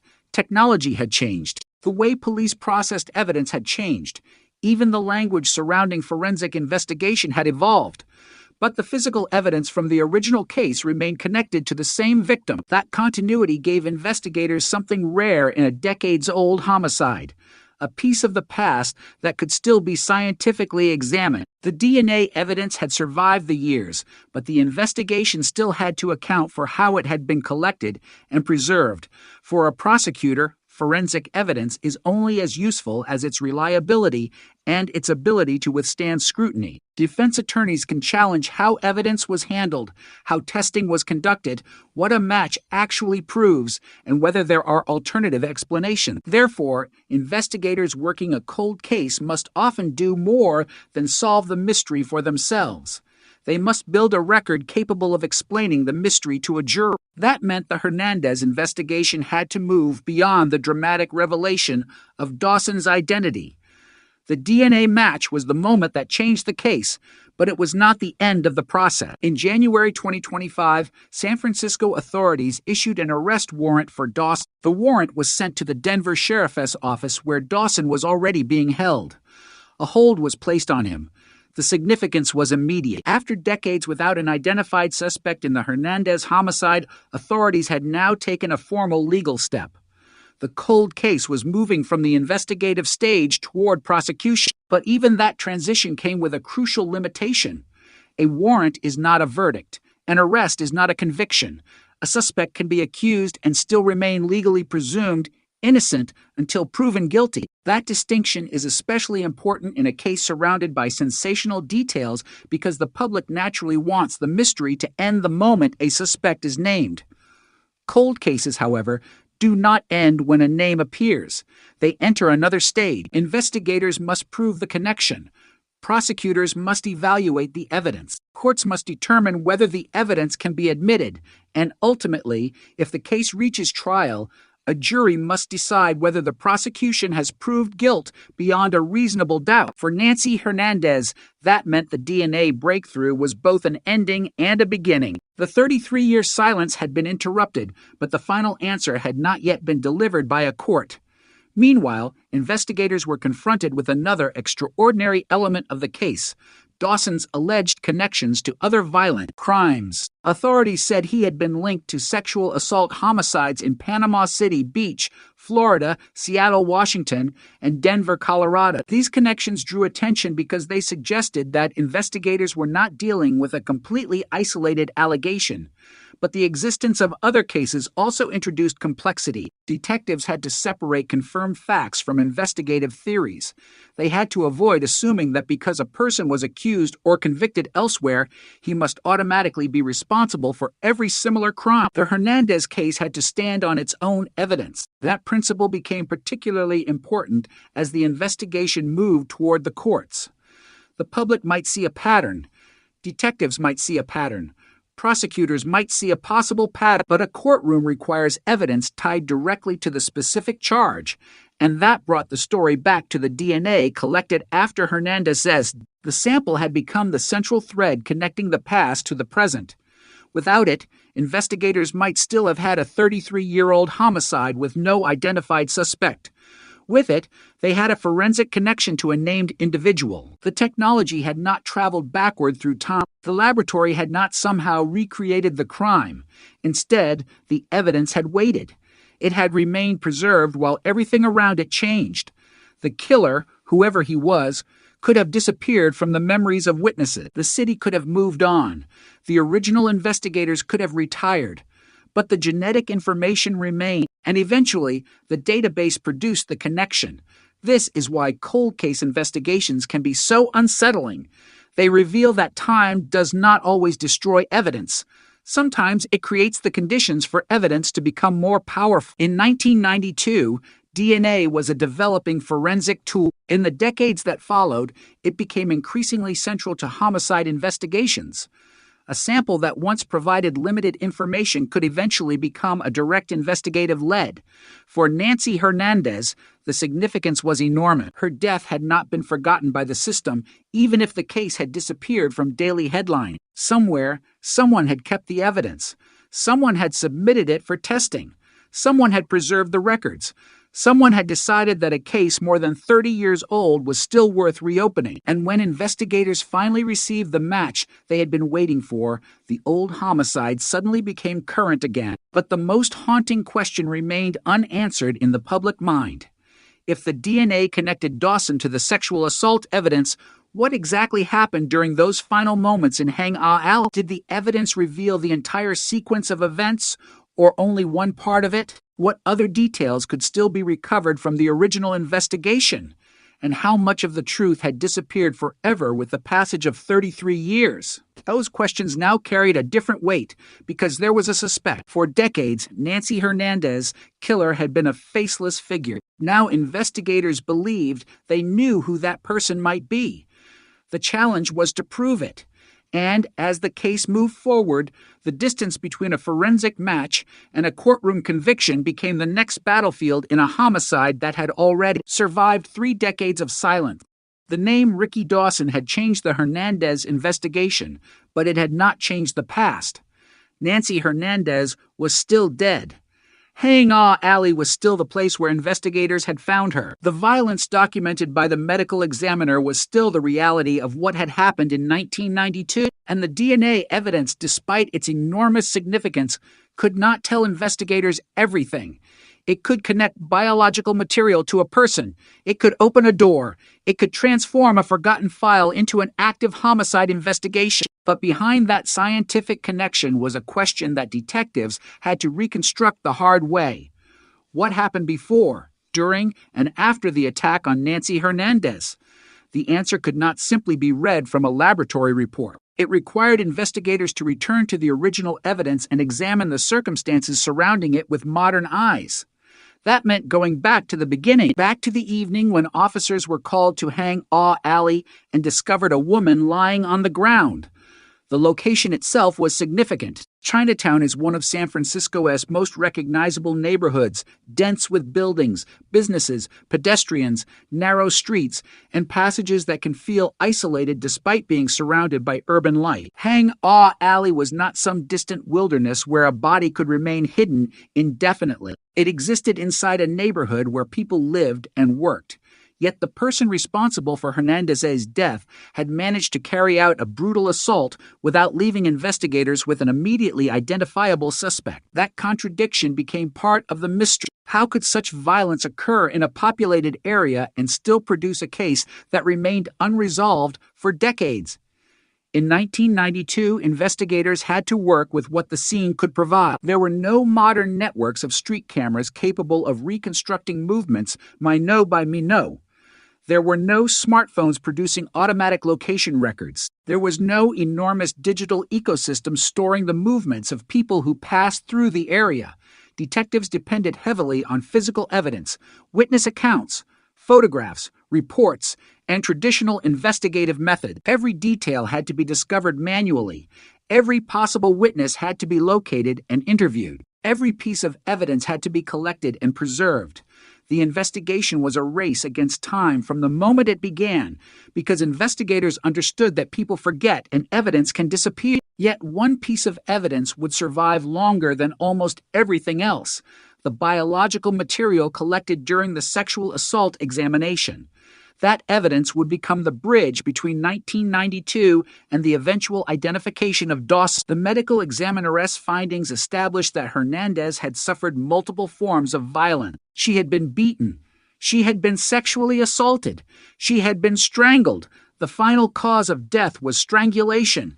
These findings transformed the case from an unexplained death into a homicide investigation with a clear indication of extreme violence. The investigators had to determine whether the person responsible had been known to Hernandez, whether the attack was opportunistic, whether there was a connection to the location, and whether any witnesses had seen something unusual before or after the killing. But the further investigators moved away from the immediate crime scene, the more uncertain the answers became. In a cold case, uncertainty accumulates. One missing witness creates one gap. One forgotten detail creates another. One unanswered question becomes connected to another unanswered question. Eventually, investigators can have a file full of information while still lacking the single fact that matters most: the identity of the offender. That was the position the Hernandez case eventually reached. The case did not disappear because police stopped caring. It disappeared from the headlines because there was no dramatic development. There was no arrest to report, no trial to follow, no confession to broadcast. The case became part of the enormous collection of unresolved homicides that law enforcement agencies carry from one generation to another. But the evidence remained. And in 2005, Inspector Kervin Silas submitted the sexual assault evidence to the San Francisco Police Department Crime Lab. The decision demonstrated that the case still had investigative value. Modern forensic testing could potentially reveal information that investigators in 1992 could not obtain. The laboratory produced a DNA profile, but the profile did not immediately provide an identity. This was a critical stage in the history of the case because it showed both the power and limitation of DNA. People sometimes imagine forensic DNA as a magic key that instantly reveals a perpetrator. In reality, DNA generally tells investigators who contributed biological material, but identifying that person requires comparison. If the person's profile is not already in an accessible database, the laboratory may have no name to attach to the result. The evidence can be scientifically strong and still leave investigators with an unanswered question. That was what happened for years. The profile existed, but the person behind it remained unidentified. Then the world changed again. DNA databases expanded. Law enforcement agencies became more capable of sharing forensic information. Cold case units increasingly returned to old evidence because a sample that produced no match years earlier might produce one today. The Hernandez investigation eventually benefited from exactly that principle. When detectives reopened the case in October 2023, they were entering an investigation that had already survived more than 3 decades. The cold case team reviewed the existing evidence and worked with the crime lab to compare the available DNA profiles through CODIS. The result was the breakthrough that had eluded investigators for years. The profile was associated with Ricky Dawson. For detectives, this was the moment when the old investigation suddenly acquired a new direction. For the public, it was the moment when a forgotten murder returned to the headlines. but investigators knew that identification was only one part of the process. The next step was establishing the suspect's relationship to the evidence and to the crime. Dawson's location and criminal history became important areas of investigation. Authorities said he was already incarcerated in Colorado and was connected to other sexual assault homicide investigations. His incarceration meant that investigators were not searching for a fugitive moving freely through the city. Instead, they had a suspect already under the control of another jurisdiction. That situation could make the logistics of the investigation easier, but it did not eliminate the legal complexities. San Francisco authorities still needed to pursue their own case. They needed to establish jurisdictional procedures. They needed to coordinate with authorities in Colorado. They needed to secure the arrest process. And they needed to make sure that the evidence supporting the allegation was properly documented. On January 2nd, SIL 2025, an arrest warrant was issued for Dawson in connection with Hernandez's homicide. The Denver Sheriff's Office received the warrant, and a hold was placed on him. For the first time since 1992, the Hernandez homicide had an identified suspect facing formal action, yet the case was still not finished. The passage of time meant that every investigative decision could be challenged. The defense could question the reliability of old evidence. It could examine how the DNA sample had been handled over the years. It could scrutinize laboratory methods. It could question whether the biological connection established that Dawson committed the homicide itself. And prosecutors would have to answer those challenges with evidence rather than emotion. The public might look at the DNA match and see a solution. The courtroom would demand more. That distinction is essential in any true crime case, but especially in a case more than 30 years old. A cold case can be emotionally compelling because the passage of time creates the impression that every new clue must be definitive, but investigators cannot afford that assumption. A forensic match must be interpreted within the full context of the evidence. The identity of the DNA contributor is one question. The circumstances under which that biological material was deposited are another. The connection between the contributor and the victim is another. The connection between the contributor and the act that caused death is another. And ultimately, the question of legal guilt is decided by the justice system. For Nancy Hernandez, the forensic evidence provided something that had been missing since 1992, direction. The investigation could now move forward with a specific individual at its center. Detectives could examine Dawson's known history. They could compare timelines. They could look for additional evidence. They could coordinate with investigators from other jurisdictions. They could revisit records that might once have seemed unrelated. The case was no longer a mystery with no name attached. It was an active investigation involving a named suspect and a powerful forensic connection. But there was another reason the case drew attention. The authorities' description of Dawson's alleged links to other sexual assault homicides suggested that the Hernandez investigation might not exist in isolation. Police said he had been linked to cases in Panama City Beach, Seattle, and Denver. If those connections were ultimately established through admissible evidence, they could provide investigators with a broader understanding of Dawson's movements and history. But again, every case had to be separated from the other. Similar allegations do not prove identity. A suspect's history cannot replace evidence in the specific homicide being prosecuted. The Hernandez case remained its own case, and that meant returning to the evidence collected in that San Francisco alley more than 30 years earlier. The old photographs, the original report, the medical examiner's findings, the sexual assault samples, the DNA profile, the investigative notes. The pieces had been scattered across time, but together they formed the only surviving pathway back to the truth. The most remarkable part was that the pathway had never completely disappeared. It had simply been waiting for someone to follow it again. In 1992, investigators could not know that biological evidence collected from Hernandez would eventually identify a suspect decades later. They could not know that the man associated with the profile would already be incarcerated in another state. They could not know that a future cold case unit would reopen the investigation. They could not know that a DNA database would eventually connect the evidence to a name. All they could do was preserve what they found. That decision became crucial because when the case was reopened, the evidence was still there. The city had changed. The detectives had changed. The technology had changed, but the biological evidence had remained. And now, after 33 years, it had brought investigators to Ricky Dawson. The mystery had finally acquired a face, but the most difficult question was still waiting behind that face. Could investigators prove, beyond the DNA connection, that the man now identified had been responsible for the death of Nancy Hernandez on that long-ago evening in San Francisco? The investigation had reached the point every cold case detective waits for, but also the point where mistakes become dangerous. After more than 3 decades, investigators finally had a name connected to the biological evidence from Nancy Hernandez's sexual assault examination. Ricky Dawson was no longer simply an unknown figure somewhere beyond the reach of the case. According to San Francisco authorities, the DNA profile associated with the evidence matched him. Yet the moment a name enters a homicide investigation, the standard of proof becomes more demanding, not less. Detectives must separate what they know from what they suspect. They must distinguish a forensic fact from an investigative theory. They must determine what the evidence can actually prove, and they must reconstruct a crime committed in 1992 with records created by people who could never have imagined that those records would still matter 33 years later.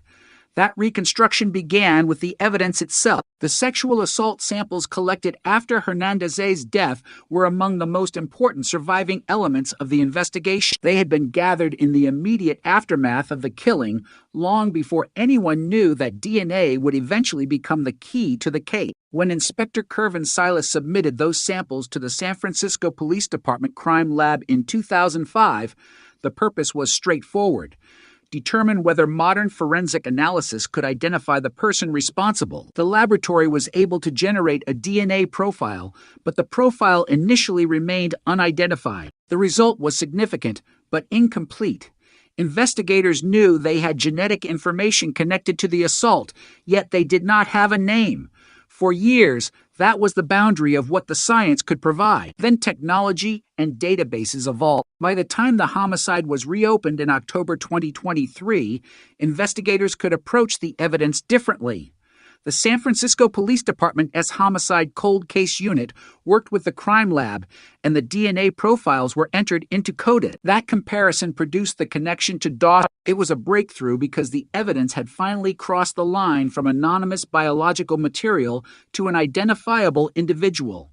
But detectives still had to understand the significance of that connection. DNA can be extraordinarily powerful, but investigators must always consider context. The presence of a person's biological material does not automatically explain how or when it was deposited. In a sexual assault investigation, however, biological evidence can carry enormous evidentiary weight, particularly when it is recovered from forensic samples collected directly after the alleged assault. The Hernandez case therefore presented prosecutors with a forensic connection that had been preserved from the original investigation. The challenge was to establish the chain between the evidence, Dawson, Hernandez, and the homicide. The more investigators examined Dawson's background, the more complicated the story became. Authorities said Dawson was already incarcerated in Colorado and had been linked to other sexual assault homicide investigations. That information drew attention because it suggested that his name was not appearing in San Francisco in isolation. Investigators in other jurisdictions had encountered him in connection with violent cases, but the existence of other investigations did not automatically establish responsibility for Hernandez's murder. Each case required independent proof. The law does not allow a person to be convicted of one homicide simply because investigators believe he committed another. The Hernandez case, therefore, had to be built around the evidence connected specifically to Nancy Hernandez. That meant returning again and again to the original crime. On May 2nd, still 1992, officers had found Hernandez in the first block of Hangar Alley. The medical examiner determined that she had been beaten, sexually assaulted, and strangled. Those findings established a violent sequence, but they did not identify the attacker. The location offered investigators a physical starting point, but not an obvious ending. The alley was surrounded by the dense environment of Chinatown, yet the investigation did not immediately produce a suspect. The case remained unresolved through the years when the city changed around it. People who had lived nearby moved away. Others died. Memories faded. Investigators who had worked the original case moved into different assignments or eventually left the department. But the evidence remained part of the record. The case was never erased. That distinction matters because a cold case can appear dormant while investigators continue to preserve the possibility of future progress. In the Hernandez investigation, that possibility depended heavily on the biological evidence. Without the DNA, the case might still have been an unidentified homicide. With it, detectives had a path forward. The January 2025 arrest warrant represented the first major legal consequence of that path.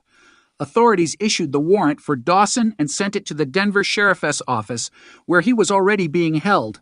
A hold was placed on him. The action did not mean the case was over. It meant the investigative theory had advanced far enough for authorities to seek formal legal proceedings. That distinction is critical.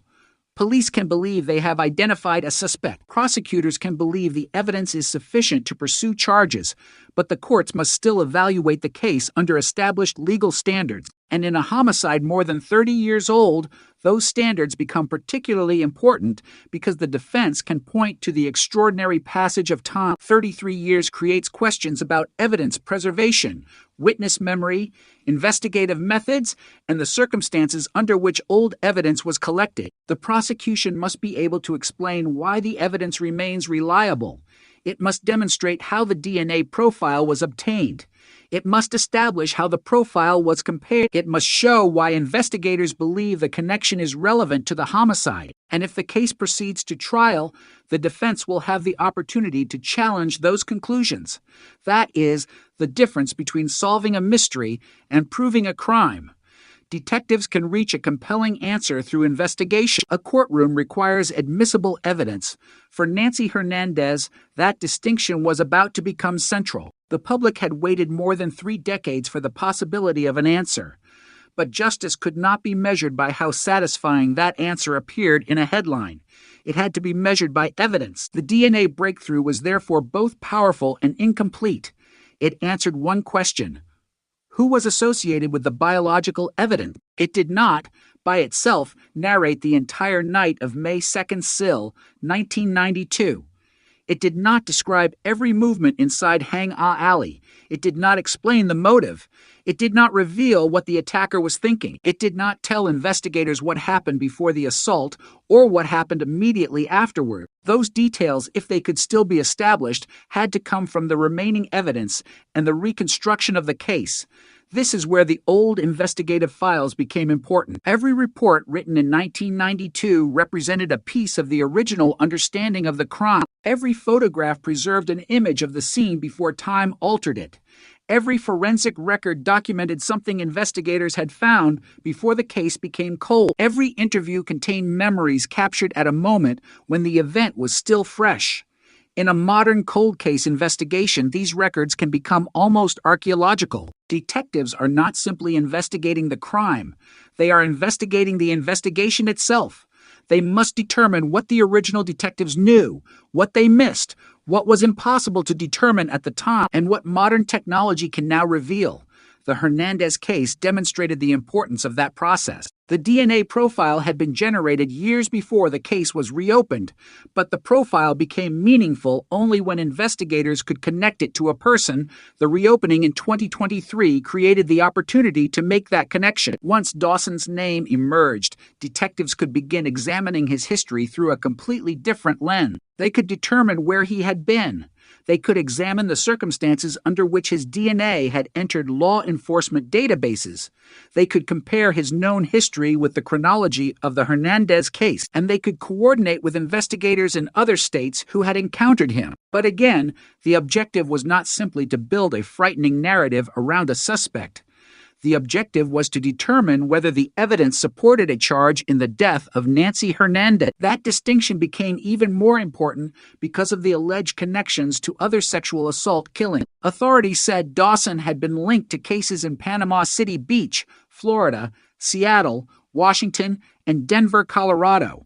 Those cases potentially provided investigators with context, but context could never replace proof. Each jurisdiction had its own evidence, its own witnesses, its own legal proceeding. The Hernandez investigation had to survive independently, and yet the existence of those other cases made one question increasingly difficult to ignore.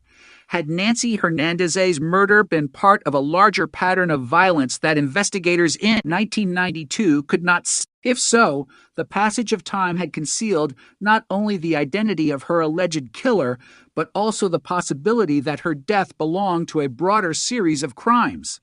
That possibility was disturbing, but detectives could not simply assume it. They had to follow the evidence wherever it led. The case now contained something it had lacked for 33 years, a suspect whose identity was supported by forensic evidence that changed the emotional landscape surrounding the investigation. For decades, Hernandez's death had represented an unanswered question. Families and communities often experience cold cases as a form of suspended time. There is no final courtroom moment, no official declaration that the person responsible has been held accountable. Instead, the victim remains connected to a crime without a conclusion. The case may become less visible, but the absence of an answer does not disappear. When an arrest finally comes, that suspended time begins to move again. But movement is not the same as closure. The warrant issued in January 2025 did not erase the years of uncertainty. It did not bring Hernandez back. It did not automatically establish guilt. It created the possibility of a legal resolution, and that possibility depended on what investigators and prosecutors could prove. As the case moved through the legal process, the DNA evidence remained the central bridge connecting 1992 to the present. The biological material collected after Hernandez's death had survived long enough to produce a match. The match had produced a suspect. The suspect had become the subject of a warrant, and the warrant had transformed a forgotten cold case into an active criminal proceeding. But one question still stood above all the others. Could the evidence that had survived for 33 years survive the scrutiny of a courtroom? The answer would determine whether the story of Nancy Hernandez ended with an arrest or finally reached the point cold case investigators had been working toward from the beginning. Accountability supported by proof. For more than 3 decades, Nancy Hernandez's murder had existed without the one development that can transform an investigation from an unresolved tragedy into a criminal case. A person formerly accused of responsibility. Now that person was Ricky Dawson, and the evidence connecting him to the case had come from a source investigators could not simply dismiss as an old rumor or a fading memory. It came from DNA preserved from the original sexual assault investigation, yet the appearance of a suspect did not suddenly make the case simple. In fact, it made every detail more important. The investigation had entered a stage where the question was no longer whether detectives could generate a lead. The question was whether that lead could survive scrutiny, whether the evidence could be placed into a coherent chain of events, and whether prosecutors could ultimately demonstrate that the person connected to the biological evidence was responsible for the death of Nancy Hernandez. That distinction is the difference between a cold case being cracked in the investigative sense and a homicide being proved in court. The DNA breakthrough had changed everything, but it had not changed the legal standard. Dawson remained an accused suspect, not a convicted murderer. The evidence still had to be tested through the justice system. For investigators, that meant returning to the forensic foundation of the case. The biological material had been collected after Hernandez was found dead in Hang Ah Alley on May 2nd, 1992. At the time, investigators could document the assault and preserve samples, but they could not attach a name to the genetic information. More than a decade later, Inspector Kervin Silas submitted the sexual assault evidence to the San Francisco Police Department Crime Lab. The laboratory produced a DNA profile, but the profile initially remained unidentified. This was not a failure of science. It was the reality of forensic databases at the time. DNA could establish a genetic identity, but if there was no matching reference profile in an accessible database, the identity remained unknown. The evidence could tell investigators that a particular person had contributed biological material, but it could not tell them who that person was. That changed years later when the Hernandez case was reopened by the SFPD Homicide Cold Case Unit in October 2023. investigators worked with the crime lab to revisit the evidence and compare the DNA profiles through code. The resulting match associated the profile with Dawson. A case that had been waiting since 1992 now had a name attached to its most important forensic clue. The significance of that moment extended beyond the laboratory. Detectives could now examine the suspect's history, his known locations, his criminal records, and his connections to other investigations. Authorities said Dawson was already incarcerated in Colorado and had been linked to other sexual assault homicide cases. That meant the San Francisco investigation was suddenly intersecting with a much larger law enforcement picture. Yet investigators could not allow the broader picture to overwhelm the specific case. Nancy Hernandez had to remain at the center. Her death had to be proved through evidence tied to her. Her medical examination, the original crime scene documentation, the sexual assault samples, and the DNA analysis were all pieces of a single evidentiary chain. Every link mattered. If one link was weak, the defense could attack it. If the chain was strong, the prosecution could argue that the evidence established responsibility. The first challenge was the passage of time. 33 years is an extraordinary gap in a homicide investigation. In 1992, investigators had questioned people while memories were fresh. By 2025, those memories could be dramatically different. A witness who once remembered a face might remember only a general impression. A person who once knew the neighborhood might no longer live there. A business that once stood near the alley might have disappeared. The physical environment itself could have changed. The investigation therefore depended increasingly on evidence that did not rely on human memory. That is one reason DNA is so powerful in cold cases. Human recollection deteriorates. Genetic evidence does not forget. A biological sample collected properly and preserved under appropriate conditions can retain information for decades. The evidence does not care how much time has passed. It remains what it was when it was collected. In the Hernandez case, that meant the forensic material from the 1992 examination could still speak in 2025. But DNA alone does not provide a complete narrative. Investigators had to determine what the profile meant within the circumstances of the crime. They had to understand the relationship between the biological evidence and the sexual assault documented by the medical examiner. They had to establish how the evidence had been collected, processed, stored, tested, and compared. These procedures might sound technical, even dull, compared with the dramatic language of a breaking news headline. But in court, technical details can become decisive. A jury does not simply hear that DNA matched. Jurors must understand what was tested, how it was tested, how strong the comparison is, and why the result matters. Prosecutors must explain the evidence in a way that survives cross-examination. Defense attorneys can challenge laboratory procedures, sample handling, statistical interpretation, and the circumstances surrounding the evidence. This is especially important in an investigation spanning several decades. The defense may ask whether the evidence was contaminated, whether records were properly maintained, or whether there is another explanation for the biological connection. Investigators, therefore, had to reconstruct the history of the evidence almost as carefully as they reconstructed the history of the crime. That reconstruction was part of the cold case process. A modern detective examining a 1992 homicide is not simply asking, who did it? The detective is also asking, what can we prove today that could not be proved then? In the Hernandez investigation, the answer was the DNA connection. The original investigators had physical evidence. Modern investigators had databases and advanced forensic analysis. The combination created an opportunity that did not exist in 1992, but the opportunity had to be handled carefully. The arrest warrant issued on January 2nd, SIL, 2025, marked an important legal step. Authorities sent the warrant to the Denver Sheriff's Office and placed a hold on Dawson. He was already incarcerated in Colorado, so the case did not require detectives to conduct a nationwide manhunt. But the fact that a suspect was already in custody did not eliminate the procedural requirements. San Francisco authorities still had to pursue the case through the appropriate legal channels. Dawson would have rights, prosecutors would have obligations, and the evidence would ultimately have to be evaluated in court. That is where the emotional force of a 33-year cold case collides with the discipline of criminal procedure. For relatives and community members, an arrest can feel like the end of uncertainty. For the legal system, it is the beginning of another stage. The accused must be treated as an accused person. Evidence must be disclosed and challenged. The prosecution must establish its case. A conviction requires proof beyond a reasonable doubt. None of those principles disappear because a homicide is old. None disappear because the victim's case has waited decades.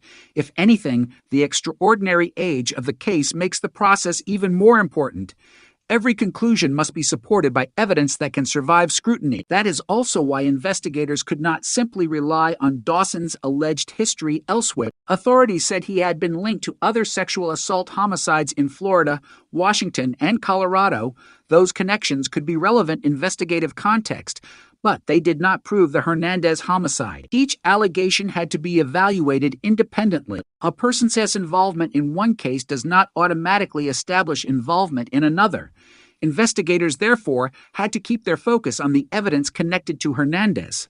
The strongest connection was the DNA. It was the piece of evidence that brought Dawson into the case after decades of anonymity. But detectives also needed to understand how the DNA fit the broader facts. The victim's injuries, the location, the sexual assault, the timing, the original investigation, the surviving documentation, the forensic examination, the database comparison, the arrest warrant. Each element had to form part of a coherent story, and the deeper investigators went, the more remarkable the timeline became.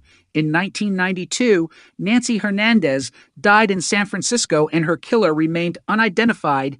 In 2005, biological evidence from the case was submitted for laboratory analysis. A DNA profile was developed, but it did not immediately identify anyone. In October 2023, the cold case investigation was formally reopened. The DNA evidence was revisited through modern systems. A match associated with Ricky Dawson emerged. In January 2025, an arrest warrant was issued. 33 years after Hernandez's death, the case had moved from an anonymous mystery to an active prosecution. Yet even with that progression, the past continued to resist reconstruction. There were questions that DNA could not answer. Why was Hernandez targeted? What brought her and the attacker together? What happened in the moments before the assault? Was the attack planned or spontaneous? Did the killer know the area? Did anyone see the suspect before or after the crime? These questions might never receive complete answers. A DNA profile can identify a biological contributor, but it cannot resurrect every lost moment. That is one of the cruelest realities of cold cases. Technology can recover identities, but it cannot always recover memory. It can tell investigators who may have left biological evidence, but it cannot necessarily tell them why the crime occurred. It can bring a suspect back into the present, but it cannot undo the years that the victim's family spent without an answer. Still, the identification mattered. For 3 decades, the case had no named suspect. Now investigators had one. The biological evidence had transformed the investigation, and the arrest warrant demonstrated that authorities believed the evidence was strong enough to pursue formal action. The next challenge was the courtroom, where the emotional weight of 33 years would have no legal value unless converted into admissible evidence. The prosecution could not ask a judge or jury to convict because the case was old, because the victim deserved justice, or because the public was shocked by the delay. It had to prove the charge. That meant the DNA had to be presented correctly. The history of the evidence had to be established. The connection to Dawson had to be explained. The circumstances of Hernandez's death had to be proven, and the defense would have the opportunity to challenge every part of that chain. The case had traveled from a dark alley in Chinatown to a modern forensic database, then from a database to an arrest warrant. Now it was moving toward the place where cold cases faced their final test.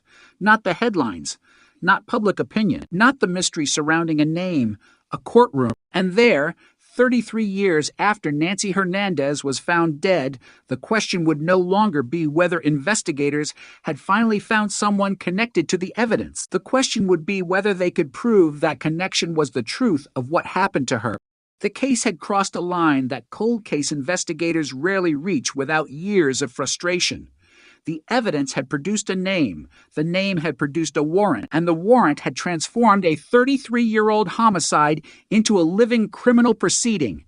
But Nancy Hernandez's story was not becoming easy. It was becoming more consequential. Every piece of evidence collected in 1992 now carried the weight of time. Every forensic conclusion had to survive the question that follows every cold case breakthrough.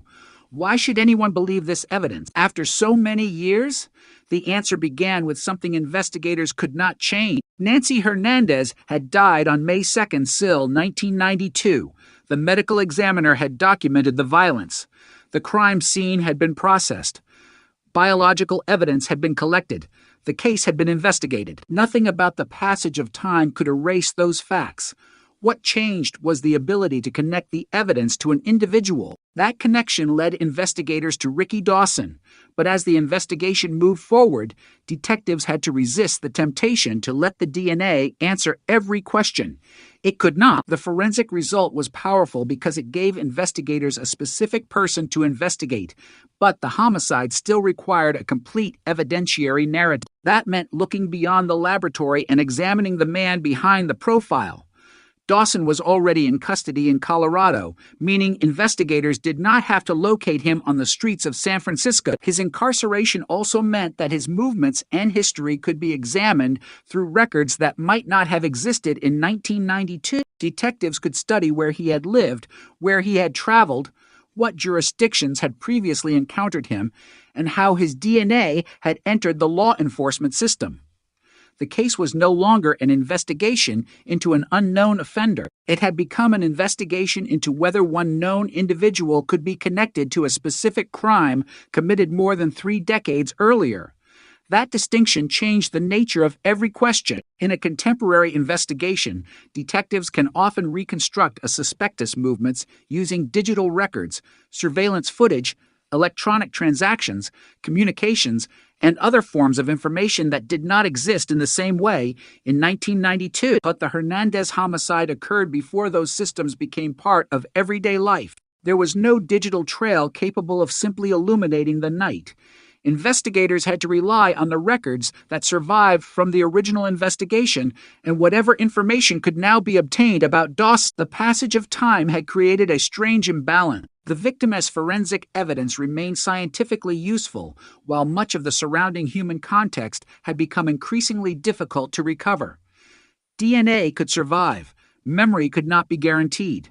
Documents could remain in an archive. Witnesses could disappear. A photograph could preserve a crime scene forever, while a person who stood across the street that night might no longer remember what they saw. That is why cold case investigations often feel like a race between science and time. Science may become more powerful as the years pass, but human evidence generally becomes weak. The Hernandez investigation had benefited from the side of that equation that favors science. The biological evidence collected after the sexual assault had survived long enough to be analyzed and compared. The question now was whether the rest of the case could be reconstructed around it. Investigators knew that Hernandez had been beaten, sexually assaulted, and strangled. The medical examiner determined that strangulation caused her death. Those findings provided a clear picture of the brutality involved, but they did not reveal motive. There was no simple explanation written into the forensic report. The evidence established what had been done to Hernandez, not necessarily why, and motive, while often important to investigators and prosecutors, is not always required to prove a homicide. A person can be convicted without prosecutors explaining every psychological reason behind a killing. Still, investigators naturally want to know, why Nancy Hernandez? Why that location? Why that night? Was she specifically targeted, or did the violence emerge from an encounter that escalated? Did the attacker know her? Was the assault connected to another criminal activity? These questions had existed since 1992, and the DNA match did not automatically answer them. It only narrowed the universe of possibilities.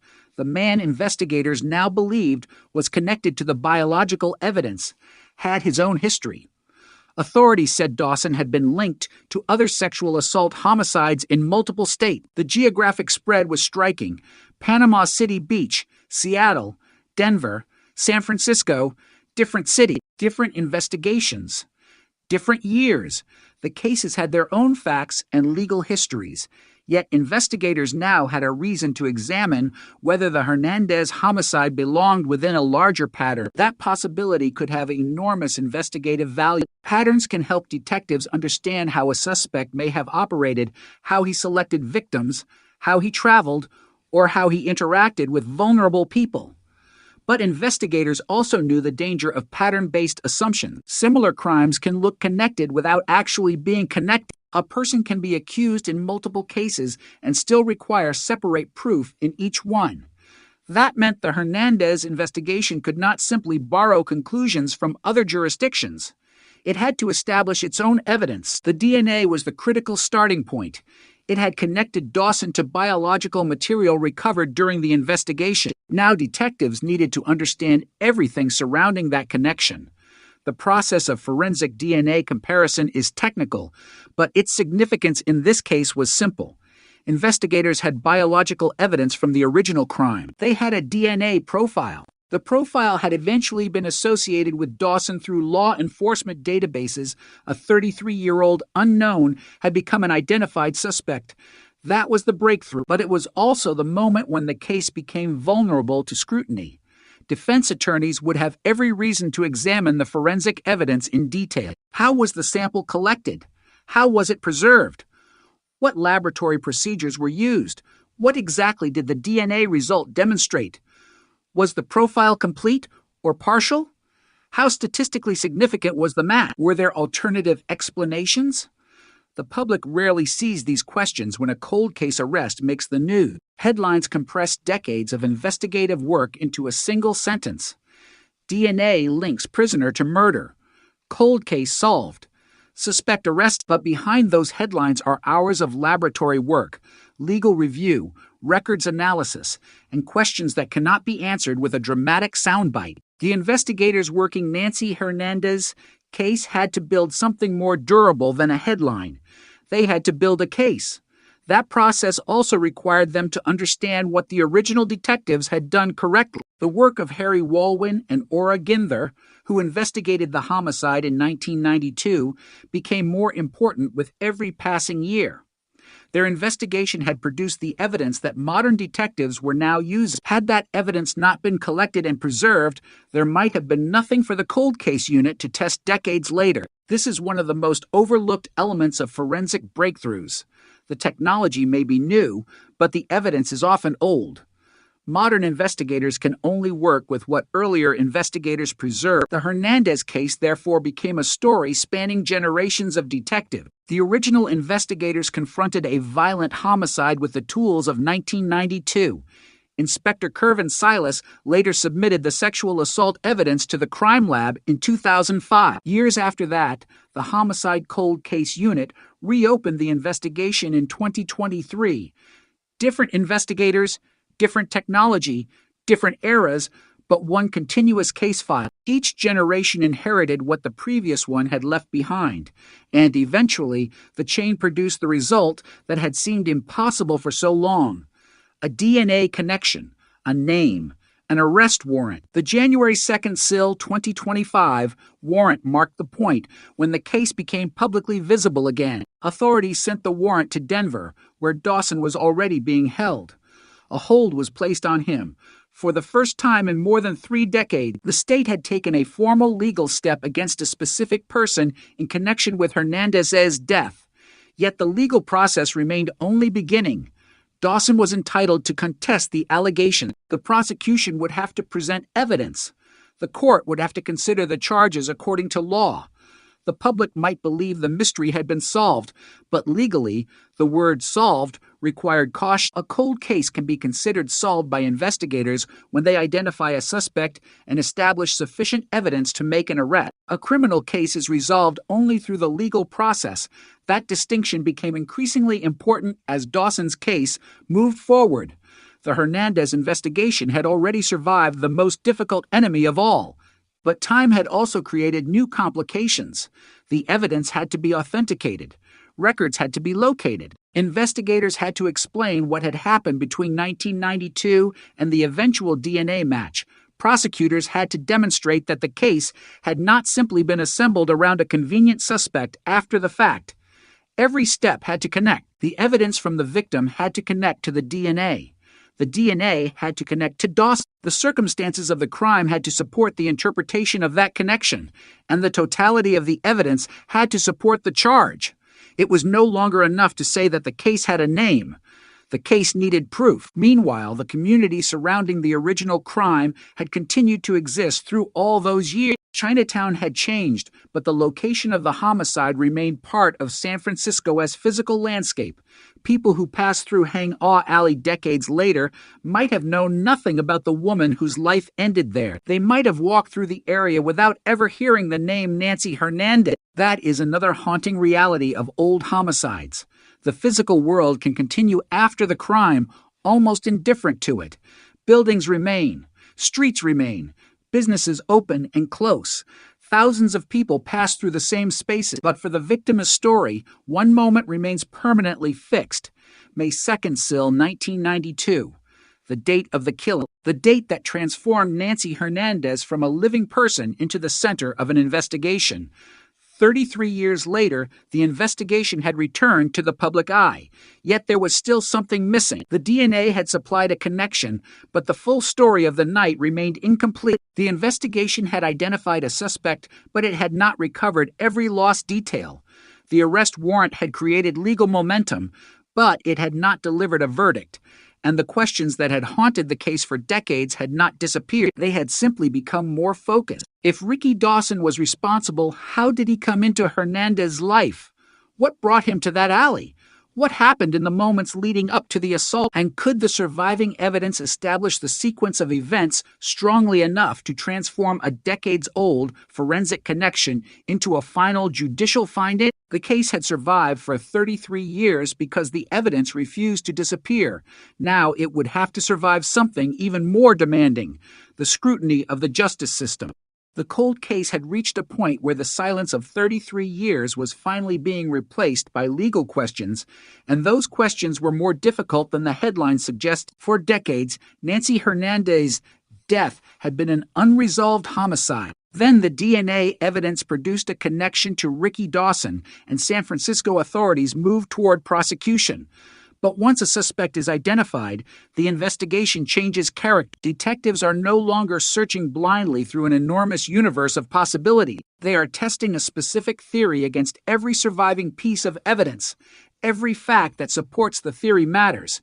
Every fact that contradicts it matters even more. And in a case that began in 1992, investigators had to perform that examination while knowing that much of the original world surrounding the murder had disappeared. The first challenge was chronology. A homicide is a sequence of events, even when investigators cannot reconstruct every moment. The victim was alive. An encounter occurred.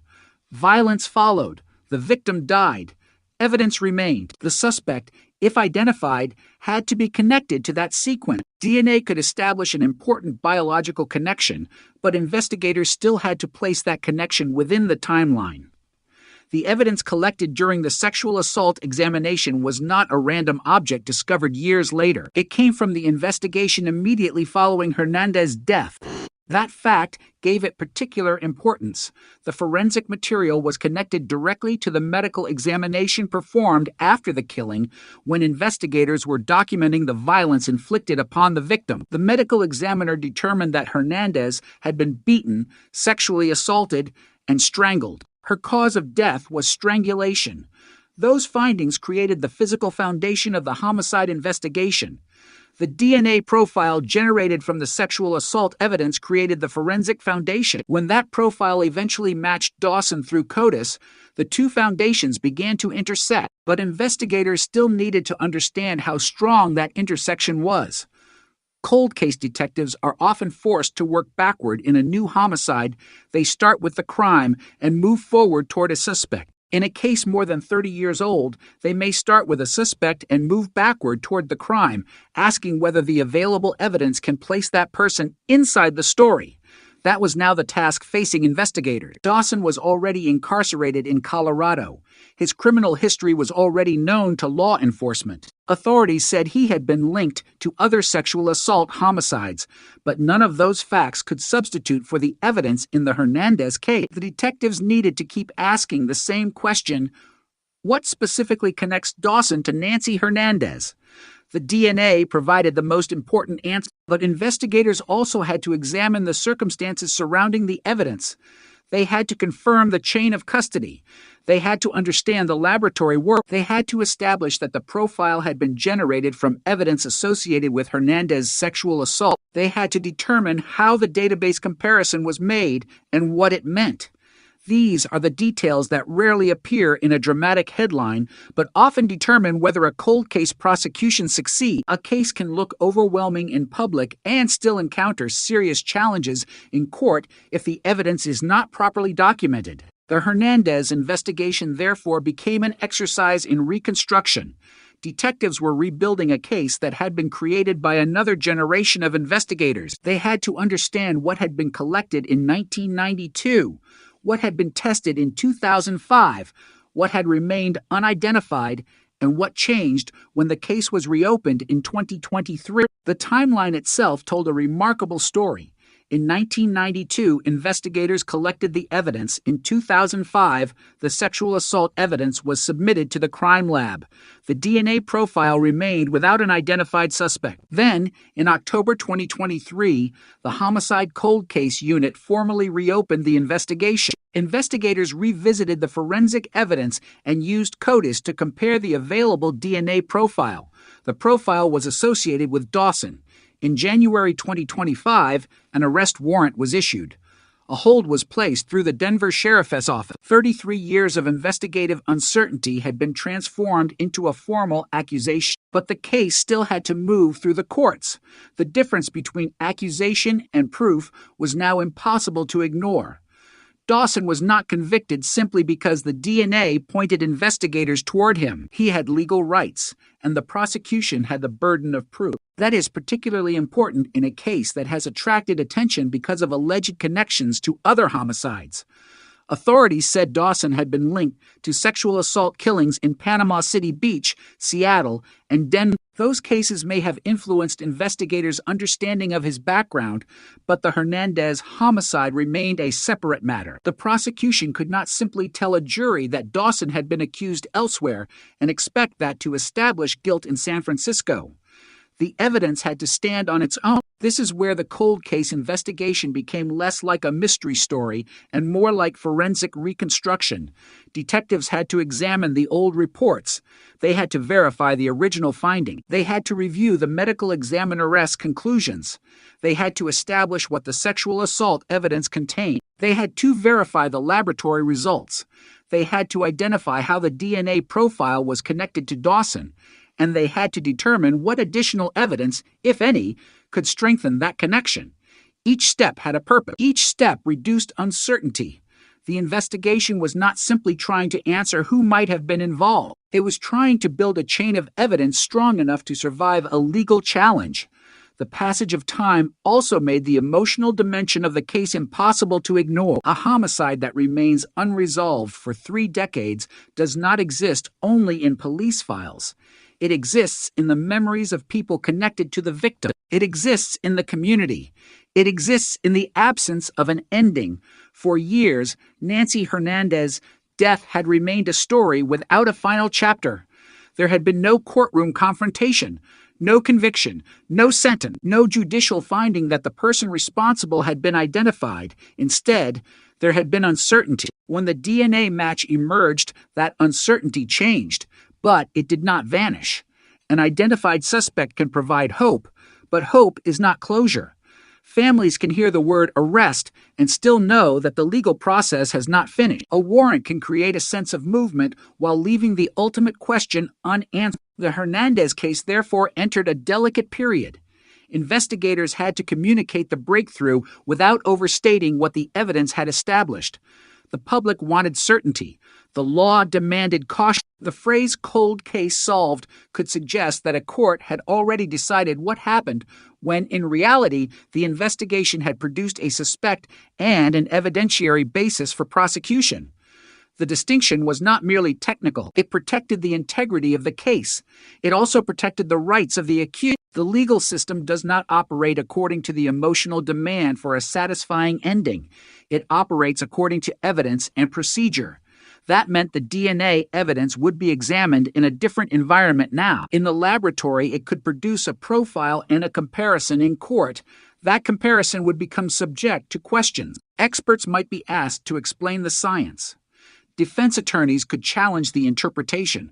Prosecutors would have to show why the evidence supported their case. Judges could determine what evidence was admissible, and ultimately, if a trial occurred, jurors would have to evaluate the evidence as a whole. That process can be frustrating to people who have waited decades, but it is precisely what separates justice from assumption. A cold case cannot be solved simply because investigators believe they have found the right person. It must be proved, and the Hernandez investigation was now moving toward that test. The most striking element remained the survival of the evidence. More than 30 years had passed since the sexual assault examination, yet the biological material had retained enough information to produce a forensic profile. That profile had remained useful even when it was anonymous. It waited until a matching record appeared. The match then connected the past to a man already in custody. It was an extraordinary demonstration of how forensic evidence can outlive the circumstances that created it. The person who collected the sample in 1992 could not have known how important it would become in 2025. The investigator who submitted it in 2005 could not know exactly when the profile would produce a name. The detectives who reopened the case in 2023 could not know whether their search would end in a match. Yet each stage depended on the previous one. The original investigators preserved the evidence. The crime lab converted the evidence into a DNA profile. The database provided the comparison. The cold case unit connected the result to an active investigation. The legal system then had to determine what that evidence meant. This chain is the real story behind many cold case breakthroughs.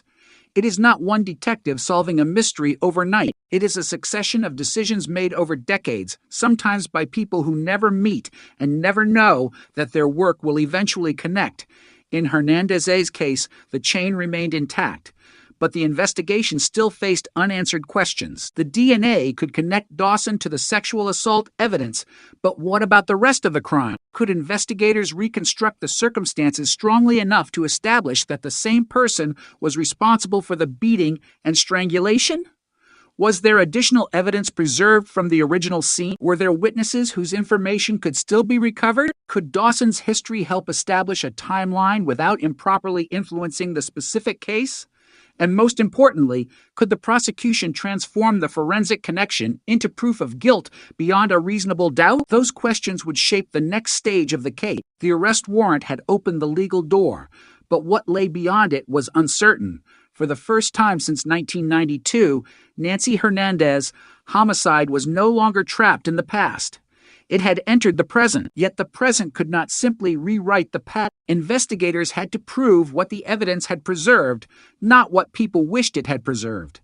They had to distinguish between what was known and what remained unknown, and they had to accept that even after 33 years, some questions might never be answered. The goal was not to invent a perfect story. The goal was to establish the truth supported by evidence. That was the standard confronting the Hernandez investigation as it moved deeper into the legal process. The DNA had spoken after decades of silence. Now the evidence surrounding that DNA would have to speak as well. The longer investigators examined the Hernandez case, the clearer one truth became. The DNA breakthrough had not erased the mystery. It had concentrated it. For 33 years, the investigation had been defined by an unknown offender. Now there was a name, Ricky Dawson, and a forensic connection that authorities considered significant enough to seek an arrest warrant. But that development created a new burden. Investigators had to prove that the name belonged not merely in a database, but in the story of what happened to Nancy Hernandez. That meant confronting the evidence with a level of scrutiny that the case had never faced before. Every old report became important. Every forensic record mattered.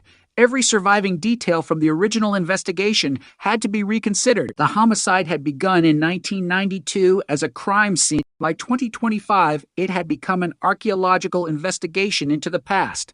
Detectives were digging through evidence created by another generation, trying to determine what could still be proven. The first and most important surviving fact was the condition in which Hernandez had been found.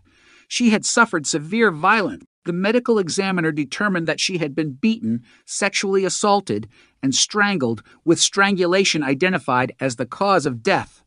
Those findings established the nature of the crime. They also explained why the sexual assault evidence was so important. The biological samples were not an unrelated forensic discovery. They had been collected as part of the examination of a woman whose body showed evidence of sexual violence. When that evidence eventually produced a DNA profile, the profile was directly connected to one of the central elements of the homicide investigation. For years, however, the profile remained anonymous. That anonymity was the defining problem of the case. Investigators had something scientifically valuable but operationally incomplete. They could test the evidence, but they could not name the person associated with it. The situation demonstrated a basic limitation of forensic science. Evidence can be extraordinarily precise and still be useless if there is nothing with which to compare it. A fingerprint without a database, a photograph without an identified face, a DNA profile without a matching reference. The information exists, but the identity remains hidden. That was the Hernandez case for years. Then the databases grew. Technology improved. The cold case unit reopened the investigation, and the profile finally produced a name. According to San Francisco authorities, that name was Ricky Dawson. The significance of the match was immediate, but detectives had to resist the urge to stop there. A database result is an investigative lead. It must be verified. The evidence must be reviewed. The circumstances must be established. The suspect must be connected to the specific crime. This process can be especially difficult when the suspect is already incarcerated for unrelated matters. Dawson was in Colorado, and authorities said he had been linked to other sexual assault homicide investigations. His existing incarceration meant investigators already had access to extensive records about him, but those records could create both opportunities and danger. On one hand, they could help establish his identity, movements, and criminal history. On the other hand, the existence of allegations or convictions elsewhere could create the temptation to interpret every unsolved crime through the same lens. Investigators had to avoid that trap. Nancy Hernandez's death required its own proof. Her homicide could not be solved merely by assembling a list of other cases associated with Dawson. The DNA connection was the central bridge. The rest of the investigation had to determine whether that bridge led directly to responsibility for the homicide. This was where the chronology of the case became critical. Hernandez died in 1992. The sexual assault evidence was collected at the time. In 2005, Inspector Kervin Silas submitted the evidence to the San Francisco Police Department Crime Lab. A DNA profile was developed, but it did not initially identify a suspect. The investigation remained unresolved. Then, in October 2023, the Homicide Cold Case Unit reopened the case. The DNA evidence was revisited and compared through CODIS. The profile was associated with Dawson. On January 2nd, SIL 2025, San Francisco authorities issued an arrest warrant. A hold was placed through the Denver Sheriff's Office. The chronology showed something important. The suspect had not been selected first and then retroactively connected to the evidence. The forensic evidence existed before investigators knew his identity. That sequence strengthened the significance of the match because the DNA profile was not created after Dawson became a suspect. It was generated from evidence associated with the original crime. The match occurred later. This is one of the fundamental reasons DNA evidence can be so valuable in cold cases. The evidence does not need investigators to guess the identity of the offender first. The biological profile can exist independently, waiting for a matching reference to appear. That independence can make the evidence particularly compelling. But even compelling evidence must be interpreted carefully. Investigators still had to determine what the DNA demonstrated and what it did not. It demonstrated a biological connection to the evidence. It did not automatically reconstruct the entire crime. It did not reveal motive. It did not identify every person who may have been present. It did not necessarily explain how the assault unfolded. Those questions required additional investigation. The cold case team, therefore, had to look beyond the laboratory. They had to review the original police reports, the medical examiner's findings, and the records associated with the case. They had to understand the location. They had to revisit the circumstances in which Hernandez was discovered. They had to determine what evidence had been preserved and what information had been lost. Every surviving piece could potentially strengthen or weaken the theory. The passage of time also raised the issue of witnesses. In 1992, investigators may have interviewed people who had immediate knowledge of the area. Some may have seen unusual activity. Some may have known Hernandez. Others may have heard something without understanding its significance. 33 years later, the ability to rely on those memories was uncertain. Human memory is not a forensic database. It changes. Details can fade. Events can merge. People can remember the emotional impact of something while forgetting exact times or faces. That is why cold case investigations often depend on objective evidence preserved from the original event. The Hernandez case had such evidence. The DNA profile became the most important example. Yet investigators still had to determine whether other objective records could support the prosecution. The legal process demanded that distinction. A detective might be convinced by the overall picture. A prosecutor might believe the evidence supports a charge, but a jury must evaluate admissible evidence and decide whether guilt has been proved beyond a reasonable doubt. That standard does not become lower because the victim waited 33 years for justice. If anything, the age of the case makes the standard more important. The prosecution must explain why the evidence is reliable despite the passage of time. It must show that the DNA evidence was properly handled. It must demonstrate the integrity of the laboratory process. It must connect the biological evidence to the allegations against Dawson. It must also address any reasonable alternative interpretation. This is where the story of the Hernandez cold case moved from the realm of mystery into the realm of law. The mystery had been about identity. The law was about proof. The identity question had produced a powerful answer. The proof question was still unfolding. Meanwhile, the broader background surrounding Dawson continued to attract attention. Authorities said he had been linked to sexual assault homicides in Florida, Washington, and Colorado. The geographical spread was striking, but it remained important not to turn those allegations into automatic conclusions about the San Francisco case. Investigators could use information from other jurisdictions to understand a suspect's history and potentially identify additional evidence, but each allegation had to be independently established. This careful separation mattered because the Hernandez case was already compelling without relying on sensational assumption. A woman had been killed in 1992. Biological evidence had survived. A DNA profile had been generated more than 3 decades later. The profile had been connected to an identified man. A warrant had been issued. Those facts were enough to demonstrate the extraordinary movement of the case. There was no need to exaggerate what had not been proved. The most powerful part of the story was already in the evidence. The case also demonstrated how much of modern forensic investigation depends on patience. The DNA sample did not produce a name immediately. It took years. The cold case unit did not reopen the investigation until 2023. The warrant did not appear until 2025. At every stage, there was a period in which nothing seemed to happen to the public. Those years might look like silence.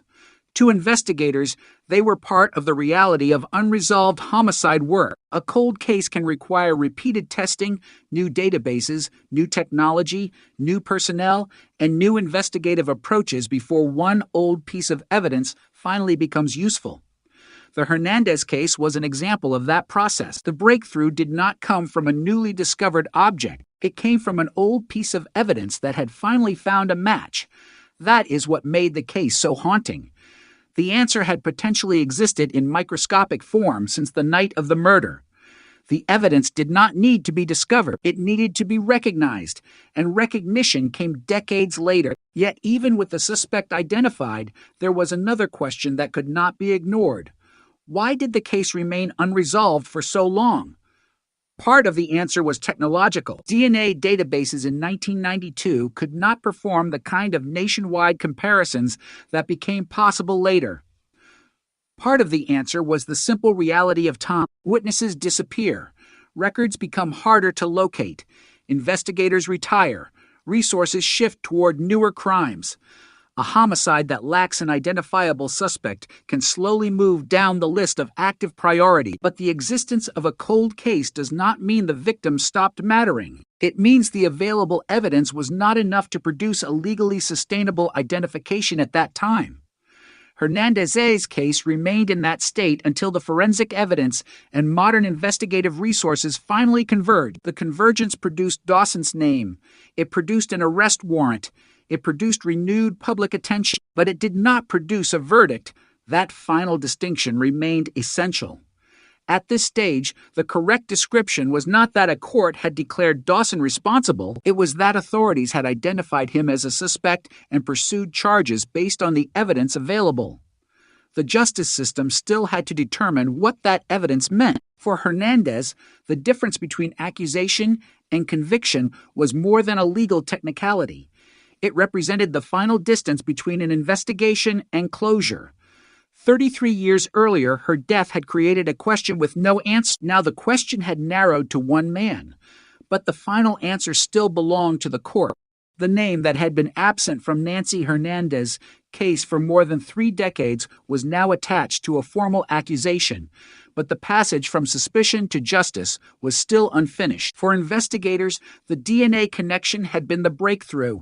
For prosecutors, it was the beginning of a much harder task. They had to take evidence created in 1992, analyzed at different points over the following decades, and present it as a coherent chain that could withstand legal scrutiny. That meant the Hernandez case was entering its most demanding stage. The mystery had narrowed, but the burden of proof had become heavy. There was no longer a faceless, unknown offender. There was a specific defendant whose identity could be examined, whose history could be investigated, and whose connection to the evidence could be challenged. The case now had consequences not only for the victim and her community, but also for the accused man and the integrity of the criminal justice process. That is what makes the final stages of a cold case so different from the opening year. In 1992, detectives were searching for answers. Decades later, investigators had to prove the answers they believed they had found. The evidence began with Nancy Hernandez herself. She was 45 years old when she was killed. On May 2nd, SIL 1992, officers responded to Hang Aw Alley in San Francisco and found her severely injured. The medical examiner documented the violence. Hernandez had been beaten, sexually assaulted, and strangled.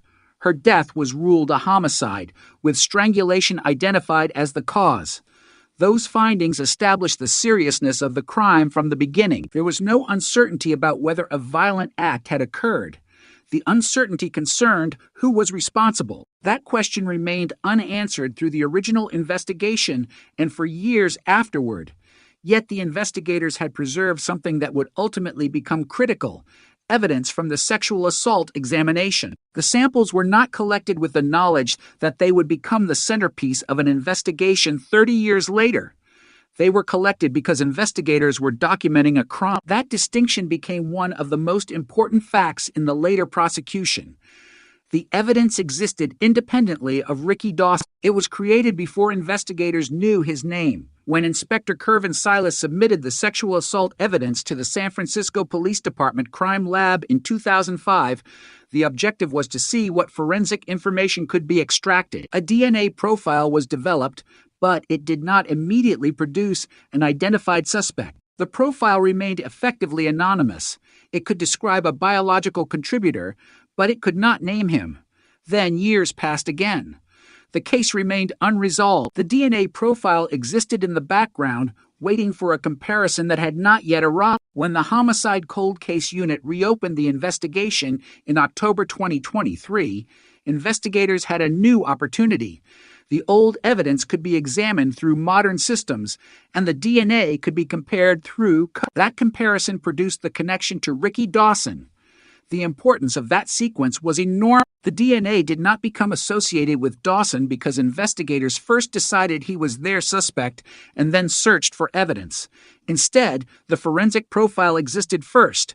The database comparison later associated it with him. That gave investigators a concrete reason to focus on Dawson, but even that powerful connection had to be examined carefully. The central question was no longer whether Dawson's DNA was associated with the forensic evidence. The question was what that association meant in the context of the homicide. The prosecution would need to explain the evidence clearly. It would need to establish the history of the samples. It would need to show how the laboratory reached its conclusions. It would need to connect the biological evidence to the sexual assault documented in Hernandez's medical examination, and it would need to establish why the evidence supported the allegation that Dawson was responsible for the homicide. The defense, in turn, would have the opportunity to challenge those conclusions. That is the nature of the adversarial legal system. Evidence is not simply presented and accepted because investigators believe in it. It is tested. Experts can be questioned. Procedures can be examined. Assumptions can be challenged. The prosecution has to demonstrate that the evidence is reliable and relevant. In a case that began 33 years earlier, the history of the evidence itself becomes part of the story. Investigators must show that the material tested today is the same material collected after the original crime. They must account for how it was stored and processed. They must explain the laboratory method. They must establish the connection between the DNA profile and Dawson. Every stage matters because the defense can examine any weakness in the chain. This is one reason cold case prosecutions can take years to develop even after a suspect has been identified. The arrest is visible. The preparation is not. The public sees a headline announcing that DNA has cracked a decades-old murder. Behind that headline, investigators and prosecutors may spend months or years reviewing evidence, verifying records, consulting forensic specialists, and preparing for challenges. The Hernandez case was no exception. The arrest warrant issued on January 2nd, SIL, 2025, was a major development, but it was not the final destination. Dawson was already incarcerated in Colorado, and San Francisco authorities placed a hold on him through the Denver Sheriff's Office. That meant the legal process could proceed without the dramatic image of detectives tracking a suspect across the country. Yet the absence of a manhunt did not make the case less significant. In some ways, it made the forensic breakthrough even more striking. Investigators did not have to chase an unknown person. They had to establish whether the evidence from a San Francisco homicide could be legally connected to a man already being held in another state. At the same time, Dawson's existing legal circumstances became part of the background. Authorities said he had been linked to other sexual assault homicide cases in Panama City Beach, Florida, Seattle, Washington, and Denver, Colorado. Those alleged connections immediately raised the possibility of a broader pattern. For investigators, that information could be useful. A suspect us movement and history can provide investigative leads. Other jurisdictions may possess records, forensic evidence, or witness information that could help reconstruct a person's activities, but there was a critical legal boundary. The Hernandez case could not be proved merely by pointing to other accusations. The prosecution had to establish the San Francisco homicide through evidence specific to Hernandez. That meant the DNA remained central. The other cases could provide context, but they could not replace the core evidence. This distinction became increasingly important as the case attracted public attention.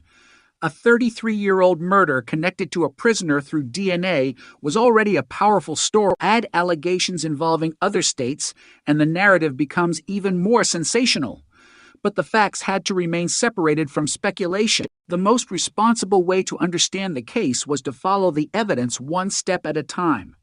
Nancy Hernandez was murdered. Sexual assault evidence was collected. A DNA profile was developed. The profile remained unidentified for years. The case was reopened. Investigators compared the profile through CODIS. The profile was associated with Dawson. Authorities obtained an arrest warrant. Those were the critical developments. Everything beyond them required proof. The investigation also demonstrated how dramatically the meaning of forensic evidence can change over time. In 1992, DNA evidence was already revolutionizing criminal investigations, but the databases and analytical capabilities of the modern era did not yet exist in their current form. A profile could be generated and stored, but a national comparison might not produce an immediate answer. In the following decades, law enforcement databases expanded. More offenders entered DNA systems. More unsolved cases were revisited. More agencies became capable of comparing evidence across jurisdictions. As that network grew, old evidence gained new potential. The Hernandez case became a perfect example of that principle. The biological evidence did not become stronger because it became old. It became more useful because the investigative environment around it changed. The evidence had been waiting for a match. Eventually, the match arrived. There was also something deeply unsettling about the idea that a person could remain unidentified for 33 years while the evidence capable of identifying him remained preserved. The delay was not necessarily a failure of the evidence. It was a limitation of the available information. In 1992, investigators did not have the comparison they needed. In 2005, the profile still had no identified match. In 2023, the case was reopened and the technology had changed. The past and present finally intersected. That intersection was the reason the case moved forward. But it also raised a difficult question about all the years in between. What might have happened if the technology had existed earlier? Would Hernandez's case have been solved within months instead of decades? Could her family have received answers sooner? Could another investigation have been different? Those questions cannot be answered with certainty. Case breakthroughs often create a painful awareness of what technology might have accomplished if it had existed at the time of the crime. Yet, investigators can only work with the tools available when they conduct the investigation. Their responsibility is to preserve what can be preserved and revisit it when new tools become available. That is exactly what happened here. The original investigators documented the crime. Later, investigators submitted the evidence for DNA testing. The cold case unit reopened the file. The database comparison produced a suspect. Each stage depended on the one before it. The investigation, therefore, became a chain spanning generations. No single detective could claim the entire breakthrough. The result came from the combined work of people separated by decades. That continuity also meant that the original victim remained present throughout the investigation. Nancy Hernandez was not simply a name generated by a database. Every forensic result traced back to a woman who had been alive in San Francisco in 1992 and whose life ended violently. The purpose of the investigation was not merely to identify DNA, it was to determine who was responsible for what had happened to her. That distinction gave the case its human weight. Technology could produce a match, but only a justice system could determine accountability. By this stage, the case had therefore reached an uncomfortable intersection between science, memory, and law. Science had produced the strongest new lead. Memory had become increasingly fragile because of time. Law now had to evaluate the evidence. The next stage would depend on whether investigators and prosecutors could turn the surviving fragments of a 33-year-old homicide into a case capable of answering the questions that had remained unanswered since 1992. The DNA had opened the door, but beyond that door was the part of the investigation no laboratory could perform alone.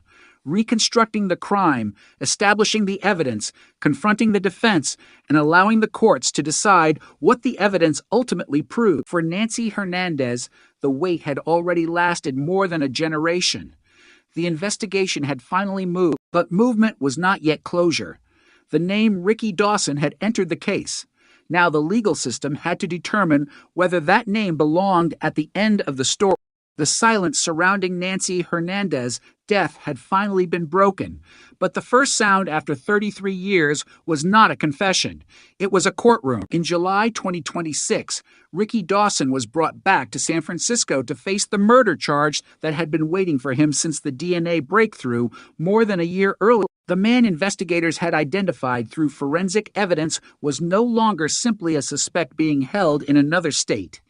He was now physically back in the city where Nancy Hernandez had been killed. More than 3 decades had passed since officers entered the narrow space near Hang Ah Alley and found Hernandez dead. The neighborhood had changed. The investigation had changed. The technology had changed. Even the man investigators believed was connected to the crime had changed with the passage of time. But the case number remained. The evidence remained, and now the courtroom had become the place where the surviving evidence would be tested. Dawson, 65 years old, had been serving a life sentence in Colorado in connection with a separate 1996 sexual assault murder.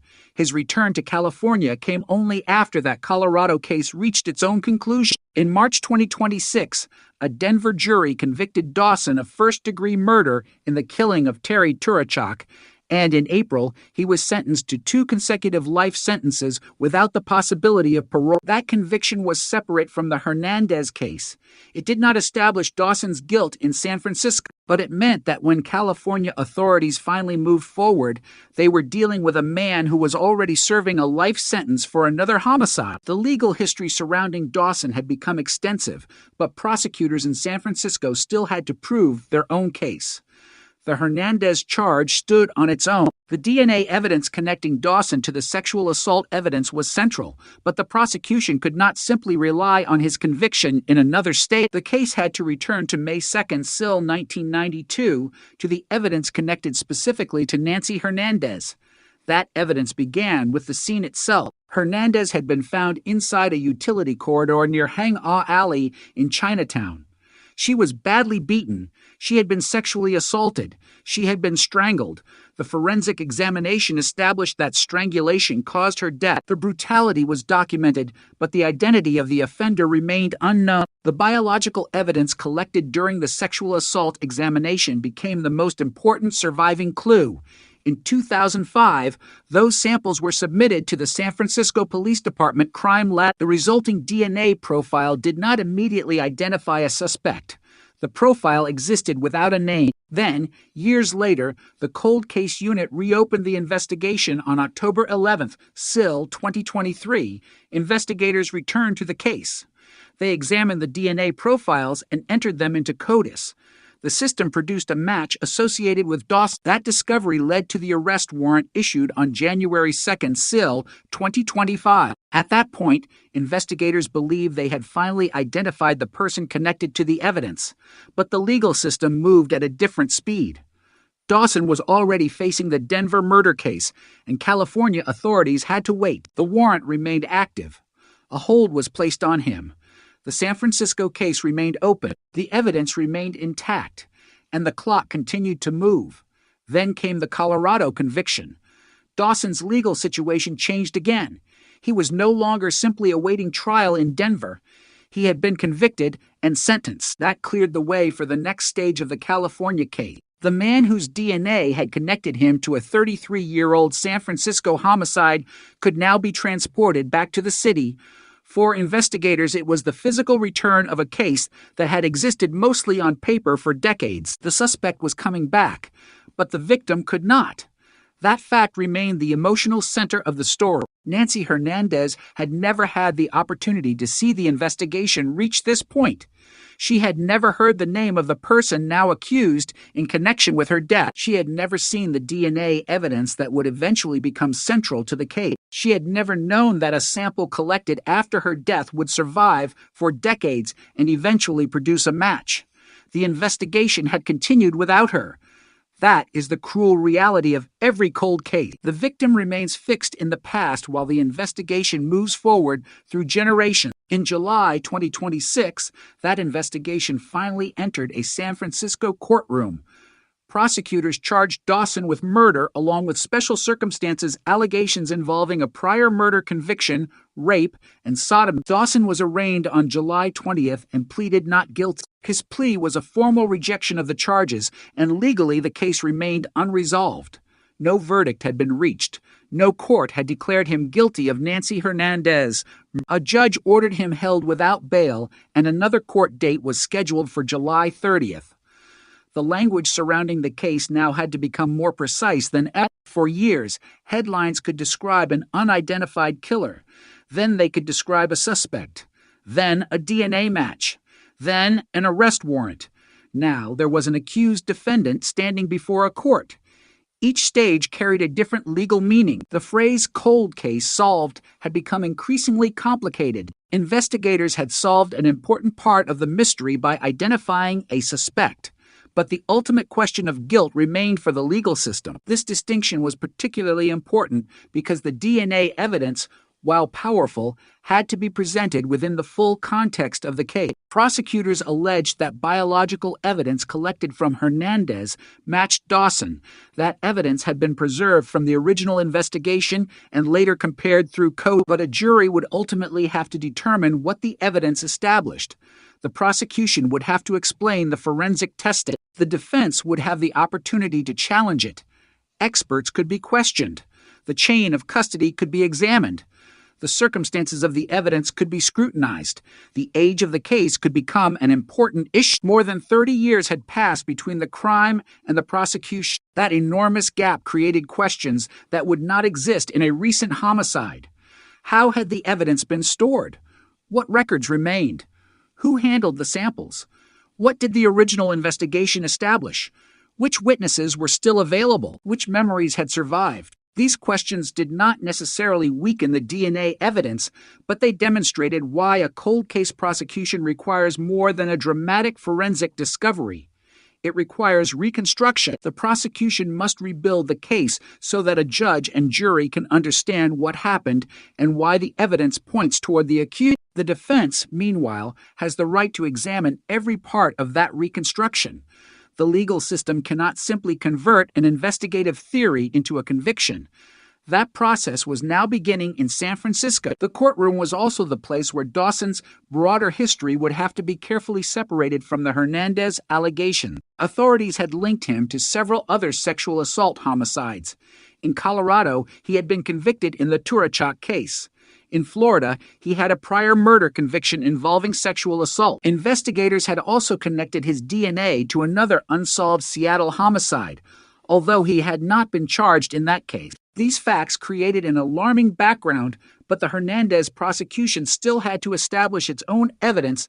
The danger of allowing other cases to dominate the narrative was obvious. A defendant's history can create a powerful impression, but a criminal conviction must rest on evidence relevant to the charge being tried. The San Francisco case was about Nancy Hernandez, her death, her injuries, the evidence collected from her examination, the DNA profile, the investigation that connected the profile to Dawson, the circumstances surrounding the homicide. Those were the questions that mattered most. The story had traveled a long distance to reach this point. It began in 1992 with a body discovered in a narrow San Francisco alley. It moved through an investigation